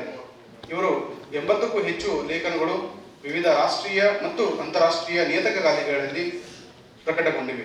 ಹೀಗೆ ಹಲವಾರು ಪುಸ್ತಕಗಳು ಪ್ರಕಟಗೊಂಡಿವೆ. ಸರ್ ಅವರು 17 ಸಂಶೋಧನಾ ಯೋಜನೆಗಳನ್ನು ಪೂರ್ಣಗೊಳಿಸಿದ್ದಾರೆ. ಈ ಎಲ್ಲ ಯೋಜನೆಗಳಿಗೆ ವಿಶ್ವ ಬ್ಯಾಂಕ್, ಯುರೋಪಿಯನ್ ಒಕ್ಕೂಟ, UGC, ICSSR, ಮಾನವ ಸಂಪನ್ಮೂಲ ಅಭಿವೃದ್ಧಿ ಸಚಿವಾಲಯ, ಕರ್ನಾಟಕ ಸರ್ಕಾರ, ಜಿಲ್ಲಾ ಪಂಚಾಯತ್, ಕರ್ನಾಟಕ ವಿಶ್ವವಿದ್ಯಾಲಯದಿಂದ ಹಣಕಾಸು ನೆರವು ದೊರಕಿದೆ. ಈ ಸಂಕ್ಷಿಪ್ತ ಪರಿಚಯ ಮಾಡಿಕೊಡಲು ಅವಕಾಶ ಮಾಡಿಕೊಟ್ಟ ಎಲ್ಲರಿಗೂ ಧನ್ಯವಾದಗಳು.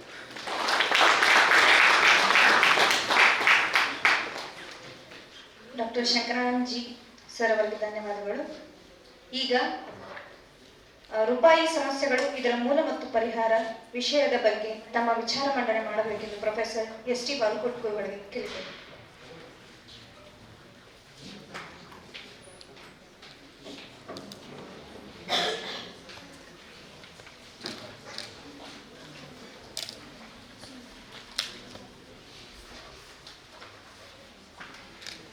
ಎಲ್ಲರಿಗೂ ನಮಸ್ಕಾರ. ಮಾನ್ಯ ಕುಲಪತಿಗಳೇ, ಕುಲಸಚಿವರೇ, ಈ ಒಂದು ದಿನದ ಕಾರ್ಯಕ್ರಮದಲ್ಲಿ ಸಹಭಾಷಣಕಾರರಾಗಿರುವಂಥ ಡಾಕ್ಟರ್ ಜಗದೀಶ್ ಕೊಪ್ಪ, ಡಾಕ್ಟರ್ ಕಿರಣ್ ಕಾಜನೂರ್ ಅವರೇ, ಇಲ್ಲಿ ನಡೆದಂಥ ಎಲ್ಲ ಬೋಧಕೇತರ ಸಿಬ್ಬಂದಿಗಳೇ, ಸಂಶೋಧನಾ ವಿದ್ಯಾರ್ಥಿಗಳೇ, ನಲ್ಮೆ ವಿದ್ಯಾರ್ಥಿ ಮಿತ್ರರೇ, ಮಾಧ್ಯಮದವರೇ, ಆಹ್ವಾನಿತರೇ, ಮಹನೀಯರೇ ಮತ್ತು ಮಹಿಳೆಯರೇ, ಇಲ್ಲಿಯವರೆಗೂ ನಾವು ಬಹಳಷ್ಟು ವಿಚಾರಗಳನ್ನು, ಚಿಂತನೆಗಳನ್ನು ಕೇಳಿದ್ವಿ. ಅವರೆಲ್ಲ ಅಂಬೇಡ್ಕರ್ ಅವರ ವಿವಿಧ ಆಯಾಮಗಳನ್ನು ಬಹಳ ಮನಮುಟ್ಟುವಂತೆ ನಮಗೆ ತಿಳಿಸಿದರು. ಅವೆಲ್ಲ ಒಂದು ಬ್ರಾಡರ್ ಆಸ್ಪೆಕ್ಟ್ ಅಂತ ನಾವು ಹೇಳ್ಬೋದು. ಅಂಬೇಡ್ಕರ್ ಅವರ ಒಂದು ಪರ್ಸನಾಲಿಟಿಯ ಬ್ರಾಡರ್ ಆಸ್ಪೆಕ್ಟ್ ಅಂತ ಹೇಳ್ಬೋದು. ಅದರಲ್ಲೇ ಅವರು ಜೀವಿಸಿದರು, ಅದನ್ನೇ ಅವರು ಪ್ರಯೋಗ ಮಾಡಿದರು. ಅದರ ಮೂಲಕ ದೀನ, ದಲಿತರ, ದಮನಿತರ ಬಾಳನ್ನು ಬೆಳೆಸಲಿಕ್ಕೆ ಪ್ರಯತ್ನ ಮಾಡಿದರು. ಇದಕ್ಕೆ ಹೊರತಾಗಿಯೂ ಅಂಬೇಡ್ಕರ್ ಇದ್ದಾರೆ. ಅದನ್ನೇ ಡಾಕ್ಟರ್ ರವಿ ಹೇಳಿದರು, ಡಾಕ್ಟರ್ ಕೊಪ್ಪ ಹೇಳಿದರು. ನಾವು ಅಂಬೇಡ್ಕರ್ ಅವರನ್ನು ಕೇವಲ ಒಬ್ಬ ಸಾಮಾಜಿಕ ಅಧಿಕಾರನನ್ನಾಗಿ, ಸಂವಿಧಾನದ ಒಬ್ಬ ನಿರ್ಮಾಪಕರಾಗಿ ಮಾತ್ರ ನಾವು ಅವ್ರನ್ನ ನೋಡ್ತೀವಿ. ಆದರೆ ಇದ್ರ ಹೊರತಾಗಿ ಕೂಡ ಅಂಬೇಡ್ಕರಲ್ಲಿ ಒಬ್ಬ ಸಾಮಾಜಿಕ ಚಿಂತಕ, ಅರ್ಥಶಾಸ್ತ್ರಜ್ಞ, ಒಬ್ಬ ಇತಿಹಾಸಜ್ಞ, ಸಾಕಷ್ಟು ವ್ಯಕ್ತಿಗಳು ಅವರಲ್ಲಿ ಕುದಿಕೊಂಡರು. ಈಗ ನನಗೆ ಒಂದು ತುಂಬ ಕ್ಲಿಷ್ಟಕರವಾದಂಥ ಒಂದು ಕೆಲಸವನ್ನು ನೀಡಿದ್ದಾರೆ. ಅದೇನು ಅಂತಂದರೆ, ಅವರು 1921ರಲ್ಲಿ ಲಂಡನ್ ಸ್ಕೂಲ್ ಆಫ್ ಎಕನಾಮಿಕ್ಸ್, ನಾವೇನು ನಮ್ಮ ಅರ್ಥಶಾಸ್ತ್ರಕ್ಕೆ ಕಾಶಿ ಅಂತ ನಾವು ಭಾವಿಸ್ತೀವಿ, ಆ ಒಂದು ಸಂಸ್ಥೆಯಲ್ಲಿ DSc ಪದವಿಗಾಗಿ ಅವರು ಸಲ್ಲಿಸಿದಂಥ ಮಹಾಪ್ರಬಂಧ, ಒಂಥರ PhD ಥೀಸಿಸ್ ಅಂತ ನಾವು ಕರಿಬೋದು. ಆ ಮಹಾಪ್ರಬಂಧವನ್ನು ಅವರು ಸಲ್ಲಿಸ್ತಾರೆ 1921ರಲ್ಲಿ. ಅದಕ್ಕೆ ಆಗಿನ ಘಟಾನುಘಟಿಗಳು ಏನೋ ಒಂದು ಕರಿತೀವಿ, ಆ ರೀತಿ ಬಹಳ ಪ್ರಖರ ವಿದ್ವಾಂಸರು ಅವರ ಕಡೆಗೆ ಹೋಗ್ತದೆ. ಅದರ ಒಬ್ಬ ವ್ಯಕ್ತಿ ಹೆರಾಲ್ಡ್ ಲಾಸ್ಕಿ ಅಂತ. ಹೆರಾಲ್ಡ್ ಲಾಸ್ಕಿ ಅವರು ರಾಜಕೀಯ ವಿಜ್ಞಾನ ತುಂಬ ಎತ್ತರದ ವ್ಯಕ್ತಿ. ಅವರು ಮತ್ತೆ ಇನ್ನೊಬ್ಬರು ಅವ್ರ ಹೆಸರು ನನಗೆ ನೆನಪು ಬರ್ತಾ ಇಲ್ಲ. ಸೊ ಅವರು ಕೂಡ್ಕೊಂಡು ಅದನ್ನು ಆಮೂಲಾಗ್ರವಾಗಿ ಓದಿ ಕೆಲವೊಂದಷ್ಟು ತಿದ್ದುಪಡಿಗಳನ್ನು ಸೂಚಿಸ್ತಾರೆ. ಸೂಚಿಸಿದ ಮೇಲೆ ಅವರ ಮಾರ್ಗದರ್ಶಕರಾದ ಎಡ್ವಿನ್ ಕೆನಾನ್ ಅವರು ಅಂಬೇಡ್ಕರ್ ಅವರನ್ನು ಮತ್ತೆ ವಾಪಸ್ ಕರೆದು ನೀವು ಇದನ್ನ ತಿದ್ದುಪಡಿ ಮಾಡಬೇಕು ಅಂತ ಹೇಳಿ ಅಂಬೇಡ್ಕರ್ ಅವರಿಗೆ ಮನಸ್ಸಿದ್ದಿಲ್ಲ. ಆದರೂ ಕೂಡ ಆ ಡಿಗ್ರಿಯ ಒಂದು ಔಪಚಾರಿಕತೆ ಸಲುವಾಗಿ ಅದನ್ನು ತಿದ್ದುಪಡಿ ಮಾಡಿ ವಾಪಸ್ಸು ಸಬ್ಮಿಟ್ ಮಾಡ್ತಾರೆ. ಆಮೇಲೆ ಅದು ಅವರಿಗೆ DSc ಪದವಿಯನ್ನು ಒದಗಿಸಿಕೊಡ್ತದೆ. ಈ ಸಂದರ್ಭದಲ್ಲಿ ಹಲವಾರು ಘಟನೆಗಳಾಗ್ತದೆ. ನಾವೇನು ನಾಟಕೀಯ ಘಟನೆಗಳು ಆಗ್ತದೆ. ಅವರ ಫೆಲೋಶಿಪ್ ಹೋಗ್ತದೆ, ವಾಪಸ್ ಹೋಗ್ಬೇಕಾಗ್ತದೆ. ಅಲ್ಲಿ ಸ್ವಲ್ಪ ದಿನ ಕೆಲಸ ಮಾಡಿ ಮತ್ತೆ ಅವರು ತಮ್ಮ ಆ ಏನು ಜ್ಞಾನದ ಹಸಿವನ್ನು ಹೆಂಗಿಸ್ಕೊಳ್ಳಿಕ್ಕೆ ಮತ್ತೆ ವಾಪಸ್ ಬರಬೇಕಾಗ್ತದೆ. ಅಲ್ಲೂ ಕೂಡ ಅವರಿಗೆ ಸಾಕಷ್ಟು ಹಣದ ಅಡಚಣೆ ಉಂಟಾಗಿ ಕೊನೆಗೆ ಬೇರೆ ಬೇರೆ ರಾಜರು, ಮೊದಲು ಬರೋಡಾ ಮಹಾರಾಜರು, ಆಮೇಲೆ ಶಾಹು ಮಹಾರಾಜರು, ಹೀಗೆ ಹಲವಾರು ಅವರನ್ನು ಬೆಂಬಲಿಸುತ್ತವರು ಅವರಿಗೆ ಬೆಂಬಲ ಕೊಟ್ಟು ವಾಪಸ್ ಕಳಿಸ್ತಾರೆ. ಕೊನೆಗೆ ಅವರನ್ನು ಆ ಒಂದು DSc ಡೆಸರ್ಟೇಷನ್ನ ಸಬ್ಮಿಟ್ ಮಾಡಿ ಆ ಡಿಗ್ರಿಯನ್ನು ಪಡೆದುಕೊಡ್ತಾರೆ. ನಂತರ 1923ರಲ್ಲಿ ಆ ಕೃತಿ ಪುಸ್ತಕ ರೂಪದಲ್ಲಿ ಪ್ರಕಟವಾಗುತ್ತೆ. ಅದೇ the problem of rupee, it's origin and it's solution ಅಂತ. ರೂಪಾಯಿಯ ಸಮಸ್ಯೆ, ಅದರ ಮೂಲ ಮತ್ತು ಅದರ ಪರಿಹಾರಗಳು. ನೋಡಿ, ನಾವೆಲ್ಲ PhD ಮಾಡ್ತೀವಿ. ನಾನು ಸಾಕಷ್ಟು PhD ಥೀಸಿಸ್ಗಳನ್ನ ನಾನು ರೆಫರ್ ಮಾಡಿದ್ದೀನಿ. ಆಮೇಲೆ ಸಾಕಷ್ಟು ಅವನ್ನ ಎಕ್ಸಾಮಿನೂ ಮಾಡಿದ್ದೀನಿ. ಅಲ್ಲಿ ಸುಮ್ಮನೆ ಸಮಸ್ಯೆಗೋಸ್ಕರ ಸಮಸ್ಯೆ ತೆಗೆದುಕೊಳ್ಳೋದಷ್ಟೇ, ಒಂದು ಡಿಗ್ರಿಗೋಸ್ಕರ ಮಾಡೋದು. ಇಲ್ಲಿ ಹಂಗಲ್ಲ. ಅಂಬೇಡ್ಕರ್ ಅವರು ತಮ್ಮ ಪ್ರತಿಯೊಂದು ಹಂತದಲ್ಲಿ ಯಾವ್ಯಾವ ಅಂಶಗಳನ್ನು ಅಧ್ಯಯನ ಮಾಡಿದ್ದಾರೆ ಅದನ್ನು ನಾವು ಗಮನಿಸಿದರೆ ಅವರ ನಮ್ಮ ಭಾರತೀಯ ಸಮಾಜದ ಗ್ರಹಿಕೆ ಹೇಗಿತ್ತು, ಅದರ ಸಮಸ್ಯೆಗಳು ಏನಿತ್ತು, ಅವನ್ನ ಹೇಗೆ ಪರಿಹರಿಸಬೇಕು ಅನ್ನೋದನ್ನ ಆವಾಗಲೇ ಕೊಟ್ಟರು. ಒಂದು ಉದಾಹರಣೆ ಕೊಡ್ತೀನಿ. 1917ರಲ್ಲಿ ಅವರು ಸಣ್ಣ ಹಿಡುವಳಿಗಳ ಸಮಸ್ಯೆ, ಪ್ರಾಬ್ಲಮ್ ಆಫ್ ಸ್ಮಾಲ್ ಹೋಲ್ಡಿಂಗ್ಸ್ ಅಂತಕ್ಕಂಥ ಒಂದು ಪ್ರಬಂಧ ಬರೀತಾರೆ. ಆ ಪ್ರಬಂಧದಲ್ಲಿ ಅವ್ರು ಹೇಳೋದೇನಂತಂದ್ರೆ, ಭಾರತದ ಗ್ರಾಮೀಣ ಪ್ರದೇಶಗಳಲ್ಲಿ ನಮ್ಮ ಜಮೀನುಗಳು ತುಂಬಾ ಸಣ್ಣ ಸಣ್ಣ ಗಾತ್ರದವು. ಅಲ್ಲಿ ನಾವು ಏನು ಪರಿಣಾಮಕಾರಿಯಾಗಿ ಮಾಡೋಕ್ಕಾಗೋದಿಲ್ಲ. ಏನು ಅಂತಂದ್ರೆ ಅಲ್ಲಿ ಹೊಸ ತಂತ್ರಜ್ಞಾನ ಇರ್ಬೋದು, ಹೊಸ ಆವಿಷ್ಕಾರ ಇರ್ಬೋದು, ಅಥವಾ ಒಂದು ಹೆಚ್ಚಿನ ಉತ್ಪಾದನೆ ಇರ್ಬೋದು, ಅದನ್ನು ಮಾಡ್ಲಿಕ್ಕೆ ಆಗೋದಿಲ್ಲ. ಆದ್ರಿಂದ ಅವರು ಏನು ಹೇಳ್ತಾರೆ ಅಂತಂದ್ರೆ, ಇದಕ್ಕೆ ನಾವು ಆಮೇಲೆ ಅಲ್ಲಿ ಸಾಕಷ್ಟು ಜನ ಕೆಲಸವನ್ನ ಮಾಡ್ತಾ ಇದ್ದಾರೆ, ಆದರೆ ಕೆಲಸಕ್ಕೆ ಯಾವುದೇ ಪ್ರತಿಫಲ ಇಲ್ಲ. ಸೊ ಇದೇ ಮಾತನ್ನ 1954ರಲ್ಲಿ ಒಬ್ಬ ಆರ್ಥರ್ ಲೇವಿಸ್ ಅಂತಕ್ಕಂಥ ಇಂಗ್ಲಿಷ್ ಅರ್ಥಶಾಸ್ತ್ರಜ್ಞ economic development with unlimited supplies of labour ಅಂತ ಒಂದು ಪ್ರಬಂಧ ಬರೀತಾರೆ. ಆ ಪ್ರಬಂಧಕ್ಕೆ ಮುಂದೆ ನೊಬೆಲ್ ಪ್ರೈಸ್ ಸಿಗುತ್ತೆ. ಬಟ್ ಆ ಎಲ್ಲಾ ವಿಷಯಗಳನ್ನ 1917ರಲ್ಲಿ ಅಂಬೇಡ್ಕರ್ ಅವರು ಪ್ರಸ್ತಾಪ ಮಾಡಿರ್ತಾರೆ. ನೋಡ್ರಿ, ಅವರ ಅಭಿವೃದ್ಧಿ ಚಿಂತನೆ ಹೇಗಿತ್ತು ಅಂತ. ಆ ಚಿಂತನೆ ಬರೀ ವಿಚಾರ ಮಾತ್ರ ಅಲ್ಲ, ಅದು ತಳಮಟ್ಟದ ಸಮಸ್ಯೆಗಳಿಗೆ ಅನ್ವಯಿಕೆ ಆಗುವಂತ ಒಂದು ಗ್ರಹಿಕೆ. ಅದನ್ನ ಅಕಸ್ಮಾತ್ ನೊಬೆಲ್ ಪ್ರೈಸ್ ಅವಾಗಿರೋದ್ರೆ ಖಂಡಿತವಾಗಿ ನೊಬೆಲ್ ಪ್ರೈಸ್ ಅವರಿಗೆ ಸಿಗುವಂತ ವಿಚಾರಧಾರಣೆ ಆಗಿತ್ತು. ನಂತರ ಅವರು ನಮ್ಮ ಕೊಲಂಬಿಯಾ ಯೂನಿವರ್ಸಿಟಿಯಲ್ಲಿ ಏನು MSc ಮಾಡ್ತಾರೆ, ಅಲ್ಲಿ ಇನ್ನೊಂದು ಒಂದು ಸಮಸ್ಯೆನ ಆಯ್ದುಕೊಳ್ತಾರೆ. ಅದೇನಂದ್ರೆ ಪ್ರಾವಿನ್ಷಿಯಲ್ ಫೈನಾನ್ಸಸ್ ಇನ್ ಇಂಡಿಯಾ ಅಂತ ಹೇಳಿ. ಅಂದ್ರೆ ಭಾರತದ ಪ್ರಾಂತಗಳಲ್ಲಿ ಈ ಹಣಕಾಸಿನ ಸಮಸ್ಯೆಗಳು ಅಂತಂದ್ರೆ ಈ ಏನು ಮದ್ರಾಸ್ ಪ್ರಾಂತ್ಯ, ಬಾಂಬೆ ಪ್ರಾಂತ್ಯ, ಕಲ್ಕತ್ತಾ ಪ್ರಾಂತ್ಯ ಏನಿತ್ತು, ಬಂಗಾಳ ಪ್ರಾಂತ್ಯ, ಅಲ್ಲಿ ಯಾವ ರೀತಿಯಾಗಿ ಹಣವನ್ನ ಟ್ಯಾಕ್ಸ್ ಅನ್ನ ಕಲೆಕ್ಟ್ ಮಾಡ್ತಾರೆ, ಯಾವ ರೀತಿಯಾಗಿ ಅದನ್ನ ವೆಚ್ಚ ಮಾಡ್ತಾರೆ, ಯಾವ ರೀತಿಯಾಗಿ ಅದು ಜನರಿಗೆ ಅನುಕೂಲವಾಗ್ತದೆ ಅನ್ನುವಂಥದ್ದು ಕೂಡ ಅಲ್ಲಿ ಅಧ್ಯಯನ ಮಾಡ್ತಾರೆ. ಮಾಡಿ ಅವ್ರು ಅಲ್ಲಿ ಏನು ಪರಿಹಾರ ಕೊಡ್ತಾರೆ ಅಂದ್ರೆ, ಇವು ಬೇರೆ ಬೇರೆ ಪ್ರಾಂತ್ಯಗಳಿಗೆ ಈ ಬೇರೆ ಬೇರೆ ಒಂದು ಹಣಕಾಸು ವ್ಯವಸ್ಥೆ ಇರಬಾರ್ದು, ಇಡೀ ರಾಷ್ಟ್ರಕ್ಕೆ ಒಂದು ಹಣಕಾಸು ವ್ಯವಸ್ಥೆ ಇರಬೇಕು, ಅದು ಒಂದೇ ಹಂತದಲ್ಲಿ ಅದು ನಿಯಂತ್ರಣದಲ್ಲಿರಬೇಕು, ಆಮೇಲೆ ಹಣಕಾಸು ಎಲ್ಲರಿಗೂ ಸಮನಾಗಿ ಸಿಗುವ ಹಾಗೆ ಮಾಡಬೇಕು ಅನ್ನುವಂಥದ್ದು. ಇದೇ ವಿಚಾರ ಮುಂದೆ ಸಂವಿಧಾನದಲ್ಲಿ ಒಂದು ಫೈನಾನ್ಸ್ ಕಮಿಟಿಯಾಗಿ ರೂಪುಗೊಳ್ತದೆ. ನೋಡಿ, ಸೊ ಯಾವ ರೀತಿಯವರು ಅದನ್ನ ತಮ್ಮ ಚಿಂತನೆಯನ್ನ ಒಂದು ದೇಶದ ಒಟ್ಟಾರೆ ಅಭಿವೃದ್ಧಿಗೆ ಅದನ್ನ ಅವರು ಚಾನಲೈಸ್ ಮಾಡಿರುವಂಥದ್ದು ನಮಗೆ ಬಹಳ ಸ್ಪಷ್ಟವಾಗುತ್ತೆ.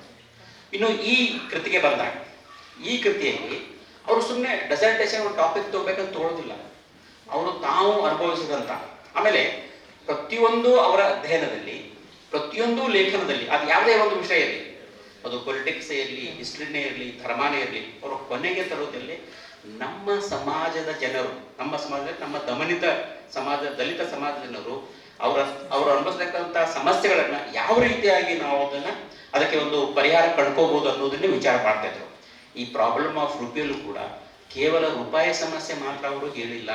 ಈ ರೂಪಾಯಿ ಸಮಸ್ಯೆ ನಮ್ಮ ಸಾಮಾನ್ಯ ಜನರಿಗೆ ಹೇಗೆ ತೊಂದರೆದಾಯಕವಾಗ್ತದೆ, ಅದನ್ನ ಯಾವ ರೀತಿ ನಾವು ನಿಯಂತ್ರಣ ಮಾಡಿದ್ರೆ, ಯಾವ ರೀತಿ ನಾವು ಪರಿಹಾರ ಮಾಡಿದ್ರೆ ನಮ್ಮ ಸಾಮಾನ್ಯ ಜನರ ಪರಿಸ್ಥಿತಿ ಸುಧಾರಿಸಿದೆ ಅನ್ನುವಂಥದ್ದನ್ನ ಕೂಡ ಅವರು ಹೇಳ್ತಾ ಇದ್ರೆ, ಅವರು ಎಷ್ಟು ಕಳಕಳಿ ಇತ್ತು ಈ ತಳಮಟ್ಟದ ಜನರಿಗೆ ಅಂದ್ರೆ ಅವ್ರು ಏನೇ ವಿಚಾರಗಳು ಕೊನೆಗೆ ಬಂದು ಅವರು ಅಲ್ಲಿ ಆ ಒಂದು ಪರಿಹಾರಕ್ಕೆ ಅವರು ಬರ್ತಾ ಇದ್ರು. ಅದನ್ನು ನಾವು ಗಮನಿಸ್ಬೇಕು. ಸೊ ಅವರ ವಿಷಯದ ಆಯ್ಕೆ ತುಂಬಾ ಪ್ರಸ್ತುತವಾದಂತಹ ವಿಷಯದ ಆಯ್ಕೆ ಇರ್ತಿತ್ತು.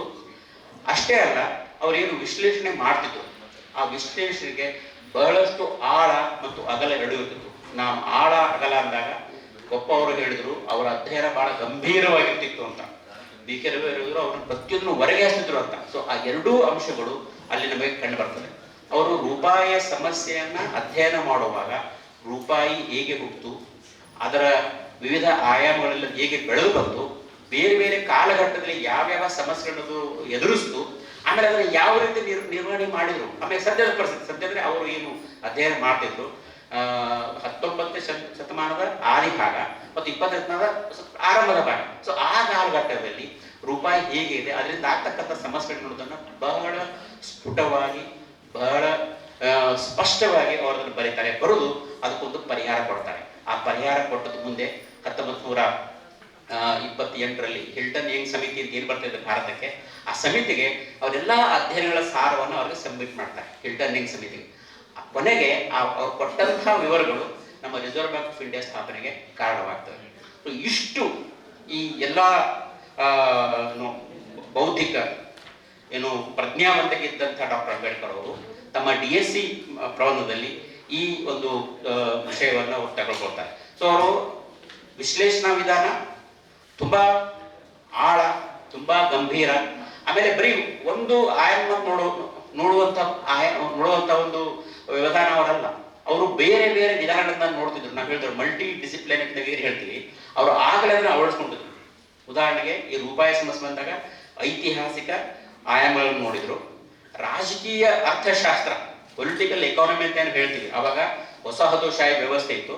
ಆ ವಸಾಹತುಶಾಹಿ ವ್ಯವಸ್ಥೆ ಹೇಗೆ ರೂಪಾಯಿಯನ್ನ ಇಂಗ್ಲೆಂಡ್ ದೇಶಕ್ಕೆ ಅನುಕೂಲ ಆಗುವಾಗ ಅದನ್ನು ಅವರು ಬಳಸ್ತಾ ಇದ್ರು ಅನ್ನೋದನ್ನ ಅವರು ಆ ಪೊಲಿಟಿಕಲ್ ಎಕಾನಮಿಯನ್ನು ಕೂಡ ಅವರು ಮಾಡಿದ್ರು. ಅಷ್ಟೇ ಅಲ್ಲ, ಅವಾಗ ಇರ್ತಕ್ಕಂಥ ಏನು ವಾಣಿಜ್ಯೋದ್ಯಮಿಗಳಿದ್ರು, ವ್ಯಾಪಾರೋದ್ಯಮಿಗಳಿದ್ರು, ಅವ್ರು ಏನ್ ಮಾಡಿದ್ರು, ಏನು ನೀತಿಗಳನ್ನು ತೆಗೆದುಕೊಳ್ಬೇಕು ಸರ್ಕಾರ ಅಂತ ಹೇಳುವಾಗ ತಮಗೆ ಅನುಕೂಲವಾದ ರೀತಿಯಲ್ಲಿ ಅವ್ರು ಹೇಳ್ತಾ ಇದ್ರು. ಸೊ ಅಲ್ಲೂ ಕೂಡ ಆ ಒಂದು ಏನು ಸೆಲ್ಫಿಶ್ನೆಸ್ ಅಲ್ಲಿ ಇತ್ತು. ಈವನ್ ಕಾಂಗ್ರೆಸ್ ಕೂಡ ಅವರು ಕೂಡ ಒಂದು ಸಬ್ಮಿಷನ್ ಮಾಡ್ತಾರೆ ಹಿಲ್ಟನ್ ಯಂಗ್ ಕಮಿಟಿ ಮುಂದೆ. ಮಾಡಿದಾಗ ಅವರ ಸಬ್ಮಿಷನ್ ಅದು ವಾಣಿಜ್ಯೋದ್ಯಮಿಗಳಿಗೆ ಅನುಕೂಲವಾಗುವ ರೀತಿಯಲ್ಲಿ ಇತ್ತು. ಆದ್ರೆ ಅಂಬೇಡ್ಕರ್ ಆಗಿ ಮಾಡೋದಿಲ್ಲ, ಅದನ್ನ ಅವರು ಬೇರೆ ರೀತಿಯಾಗಿ ಸಬ್ಮಿಟ್ ಮಾಡ್ತಾರೆ. ಅಂದ್ರೆ ಅಂಥ ಒಂದು ಸಂದರ್ಭದಲ್ಲಿ ಏನು ಅವರು ಈ ಪೊಲಿಟಿಕಲ್ ಎಕಾನಮಿಯನ್ನು ಕೂಡ ತೆಗೆದುಕೊಂಡು ಯಾವ ರೀತಿ ಅದು ಕೆಲವೊಂದಷ್ಟು ಜನರಿಗೆ ಮಾತ್ರ ಅನುಕೂಲವಾಗಬಾರ್ದು, ಸಾಮಾನ್ಯವಾಗಿ ಎಲ್ರಿಗೂ ಅನುಕೂಲವಾಗಬೇಕು ಅನ್ನುವಂಥ ಒಂದು ವಿಚಾರವನ್ನು ಅವರು ಮಂಡಿಸ್ತಾರೆ. ಅದಲ್ಲದೇನೆ ಅವರು ಏನೇ ಮಾಡಿದ್ರು ಬಹಳ ವಸ್ತುನಿಷ್ಠವಾಗಿ ಮಾಡ್ತಿದ್ರು, ಅಷ್ಟೇ ನಿಷ್ಠುರವಾಗಿಯೂ ಮಾಡ್ತಿದ್ರು.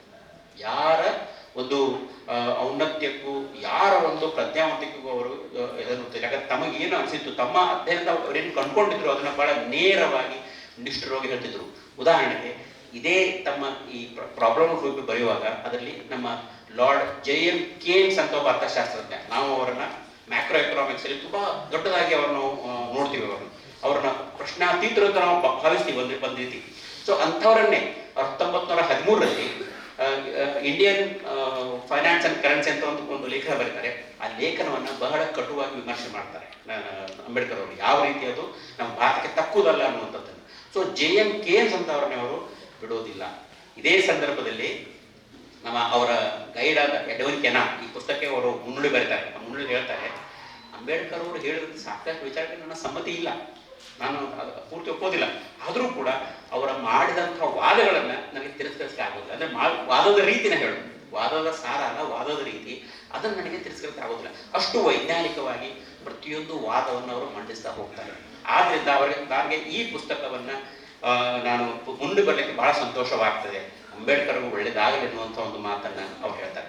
ಸೊ ನಾನು ಹೇಳೋದೇನಂತಂದರೆ, ಪ್ರತಿಯೊಂದು ಅಂಶವನ್ನು, ಪ್ರತಿಯೊಂದು ಅಧ್ಯಯನವನ್ನು ಅವರ ಕೊನೆಗೆ ಎಲ್ಲ ವರ್ಗದ ಜನರಿಗೆ, ಅದರಲ್ಲೂ ಹೆಚ್ಚಾಗಿ ತಳವರ್ಗದ ಜನರಿಗೆ ಅನುಕೂಲ ಆಗಲಿ ಅನ್ನುವಂಥದ್ದು ಏನು ಭಾವನೆ ಇತ್ತಲ್ಲ, ಆ ಭಾವನೆಯ ಒಂದು ಕಾರಣದಿಂದಲೇ ನಮ್ಮ ಅಮರ್ತ್ಯ ಸೆನ್, ಹೆಸರು ಕೇಳಿರ್ಬೋದು ನೀವೆಲ್ಲ, ನೊಬೆಲ್ ಪ್ರಶಸ್ತಿ ಪಡೆದಂಥ ವಿಜ್ಞಾನಿ, ಅವ್ರೇನು ಹೇಳ್ತಾರೆ ಅಂದರೆ, ಅಂಬೇಡ್ಕರ್ ನನ್ನ ಅರ್ಥಶಾಸ್ತ್ರದ ಪಿತಾಮಹ ಅಂತ.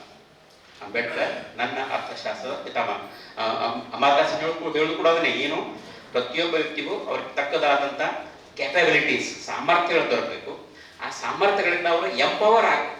ಆ ಎಂಪವರ್ ಆದಾಗ ಮಾತ್ರ ಪ್ರತಿಯೊಬ್ಬರು ವೈಯಕ್ತಿಕವಾಗಿ ಅಭಿವೃದ್ಧಿ ಹೊಂದಲಿಕ್ಕೆ ಸಾಧ್ಯ ಅಂತೇಳಿ. ಸೊ ಅಂಬೇಡ್ಕರ್ ಕೂಡ ಅದೇ ಮಾಡಿದರು, ಎಂಪವರ್ ಮಾಡ್ಲಿಕ್ಕೆ ಪ್ರಯತ್ನ ಮಾಡಿದರು, ಎಲ್ಲರೂ ಕೆಪಾಬಿಲಿಟಿ ಕೊಡ್ಲಿಕ್ಕೆ ಪ್ರಯತ್ನ ಮಾಡಿದರು. ಆಮೇಲೆ ಬರೀ ವ್ಯಕ್ತಿಗತ ಮಾತ್ರ ಅಲ್ಲ, ಸಾಮಾಜಿಕ ಕೊಡ್ಲಿಕ್ಕೆ ಪ್ರಯತ್ನ ಮಾಡಿದರು. ಈಗ ಈ ಒಂದು ಕೃತಿ ಏನಿದೆ ಸ್ವಲ್ಪ ಟೆಕ್ನಿಕಲ್ ಕೃತಿ, ಅದರ ಟೆಕ್ನಿಕ್ಯಾಲಿಟಿ ಅಂತ ಹೇಳಲಿಕ್ಕೆ ಹೋಗೋದಿಲ್ಲ.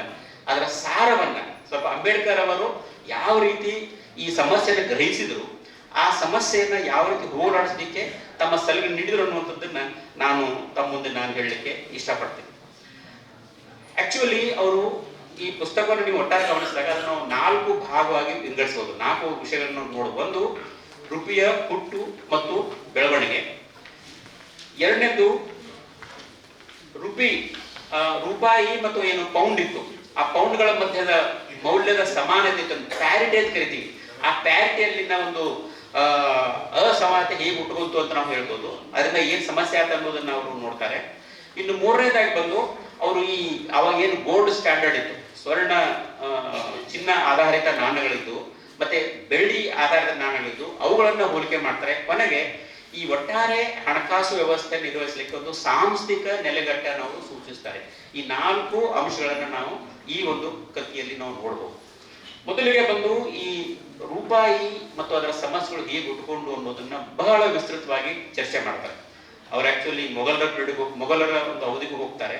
ಮೊಘಲರ ಅವಧಿಯಲ್ಲಿ ಆವಾಗ ಚಿನ್ನ ಮತ್ತು ಬೆಳ್ಳಿ ಮತ್ತು ತಾಮ್ರ 3 ಲೋಹಗಳ ನಾಣ್ಯಗಳು ಚಲಾವಣೆ ಇದ್ದು, ಬಂಗಾರದನ್ನ ಮೊಹರ್ ಅಂತ ಕರೀತಾ ಇದ್ರು, ಬೆಳ್ಳಿದ್ದನ್ನ ರೂಪಾಯಿ ಅಂತ ರೂಪಾಯಿ ಅಂತ ಕರಿತಿದ್ರು, ಮತ್ತೆ ತಾಮ್ರದನ್ನ ದಾಮ್ ಅಂತ ಕರೀತಿದ್ರು. ನಾವು ದಮ್ಮಡಿ ಅಂತ ಏನ್ ಹೇಳ್ತೀವಿ ಅದಕ್ಕೆ ಒಂದು ದಾಮ್ ಅಂತ ಕರೀತಿದ್ರು. ಇವುಗಳಿಗೆ ಆ ಮೊಘಲರು ಪ್ರತಿಯೊಂದಕ್ಕೂ ಒಂದಷ್ಟು ನಿರ್ದಿಷ್ಟ ಅನುಪಾತ ಆಧಾರದ ಮೇಲೆ ಮೌಲ್ಯಗಳನ್ನ ನಿರ್ಧಾರ ಮಾಡಿ ಅವನ್ನ ಚಲಾವಣೆ ತಂದಿದ್ರು. ಯಾವ ಸಮಸ್ಯೆ ಇದ್ದಿದ್ದಿಲ್ಲ. ಆದ್ರೆ ಯಾವಾಗ ಮೊಘಲರ ಆಧಿಪತ್ಯ ಕೊನೆಗೊಂಡು, ಯಾವಾಗ ಈಸ್ಟ್ ಇಂಡಿಯಾ ಕಂಪನಿ ಪ್ರವರ್ಧಮಾನಕ್ಕೆ ಬಂತು, ಆವಾಗ ಸಾಕಷ್ಟು ಮಾಂಡಲಿಕರು ತಮ್ಮ ತಮ್ಮ ರಾಜ್ಯವನ್ನ ಸ್ವತಂತ್ರವಾಗಿ ಘೋಷಿಸಿಕೊಂಡು ತಾವೇ ನಾಣ್ಯಗಳನ್ನ ಚಲಾವಣೆ ಮಾಡ್ಲಿಕ್ಕೆ ಪ್ರಾರಂಭ ಮಾಡಿದ್ರು. ಆವಾಗ ಸಾಕಷ್ಟು ಗೊಂದಲಗಳು ಉಂಟಾದವು. ಯಾಕಂದ್ರೆ ಒಂದು ಪ್ರದೇಶದ ನಾಣ್ಯ ಇನ್ನೊಂದು ಪ್ರದೇಶಕ್ಕೆ ಚಾಲನೆ ಆಗ್ತಿದ್ದಿಲ್ಲ, ಅಥವಾ ವರ್ಗಾವಣೆ ಆಗ್ತಿದ್ದಿಲ್ಲ, ಬದಲಾವಣೆ ಕೂಡ ಆಗ್ತಿದ್ದಿಲ್ಲ, ವಿನಿಮಯ ಆಗ್ಬೇಕಲ್ಲ. ಈಗ ಕರ್ನಾಟಕ ಬೇರೆ, ತಮಿಳುನಾಡು ಬೇರೆ ಅಂದ್ರೆ ಇಲ್ಲಿ ಹಣ ಅಲ್ಲಿ ಹಣಕ್ಕೆ ಹೊಂದಾಣಿಕೆ ಆಗಬೇಕು, ವರ್ಗಾವಣೆ ಆಗ್ಬೇಕು. ಈಗ ನಾವು ಉದಾಹರಣೆಗೆ ರೂಪಿ ಮತ್ತು ಡಾಲರ್ ಅಂತ ಹೇಳ್ತೀವಿ. ನಾವು ಹೊರಗಡೆ ಹೋಗ್ಬೇಕಾದ್ರೆ ಡಾಲರ್ನ ಕನ್ವರ್ಟ್ ಮಾಡ್ಕೋಬೇಕಾಗ್ತದೆ. ಆ ಕನ್ವರ್ಟಿಬಿಲಿಟಿ ಬಹಳ ಕಷ್ಟ ಆಯ್ತು. ಹೀಗಾಗಿ ಏನಾಯ್ತು ಅಂತಂದ್ರೆ ಪ್ರತಿಯೊಂದು ಸಮಸ್ಯೆ ಬಹಳ ದೀರ್ಘಕಾಲೀನ ಸಮಸ್ಯೆ ಗಂಭೀರವಾಗಿ ಪ್ರಾರಂಭವಾಯ್ತು. ಅವಾಗ ಪ್ರತಿಯೊಬ್ಬ ಮಾಂಡಲಿಕರು, ಪ್ರತಿಯೊಬ್ಬ ಇರತಕ್ಕಂಥ ಪ್ರಿನ್ಸ್ಲಿ ಸ್ಟೇಟ್ಸ್ ಅಂತ ಕರಿತೀವಿ, ಅವರೆಲ್ಲ ಮಾಡುವಾಗ ಈ ಸಮಸ್ಯೆಗಳು ಶುರುವಾದವು. ಸೊ ಆವಾಗ ಈಸ್ಟ್ ಇಂಡಿಯಾ ಕಂಪನಿಯವರು ಈ ಒಂದು ಪರಿಸ್ಥಿತಿಯಲ್ಲಿ ಒಂದು ಉತ್ತಮ ಹಣಕಾಸಿನ ವ್ಯವಸ್ಥೆಯನ್ನ ನಿರ್ಮಾಣ ಮಾಡುವಂತ ಜವಾಬ್ದಾರಿಯನ್ನ ಹೊತ್ತುಕೊಂಡ್ರು. ಅದು ಯಾಕಂದ್ರೆ 1857 ನಂತರ ಏನು East India company imperial government ಹೋಯಿತು, ಅವಾಗ ಅವರು ಇವರಿಗೆ ಈ ಜವಾಬ್ದಾರಿಯನ್ನ ವಹಿಸಿದರು. ಆ ಸಮಯದಲ್ಲಿ ಏನಾಯ್ತು ಅಂತಂದ್ರೆ ದೇಶದಲ್ಲಿ ಈ ನಾವೇಂತೇವೆ ಕ್ಯಾಶ್, ನಗದಿನ ಬೇಡಿಕೆ ಹೆಚ್ಚಾಗ್ತಾ ಹೋಯಿತು. ಅದಕ್ಕೆ ಹಲವಾರು ಕಾರಣಗಳಿತ್ತು. ಒಂದು, ವ್ಯಾಪಾರ ವೃದ್ಧಿಸ್ತು.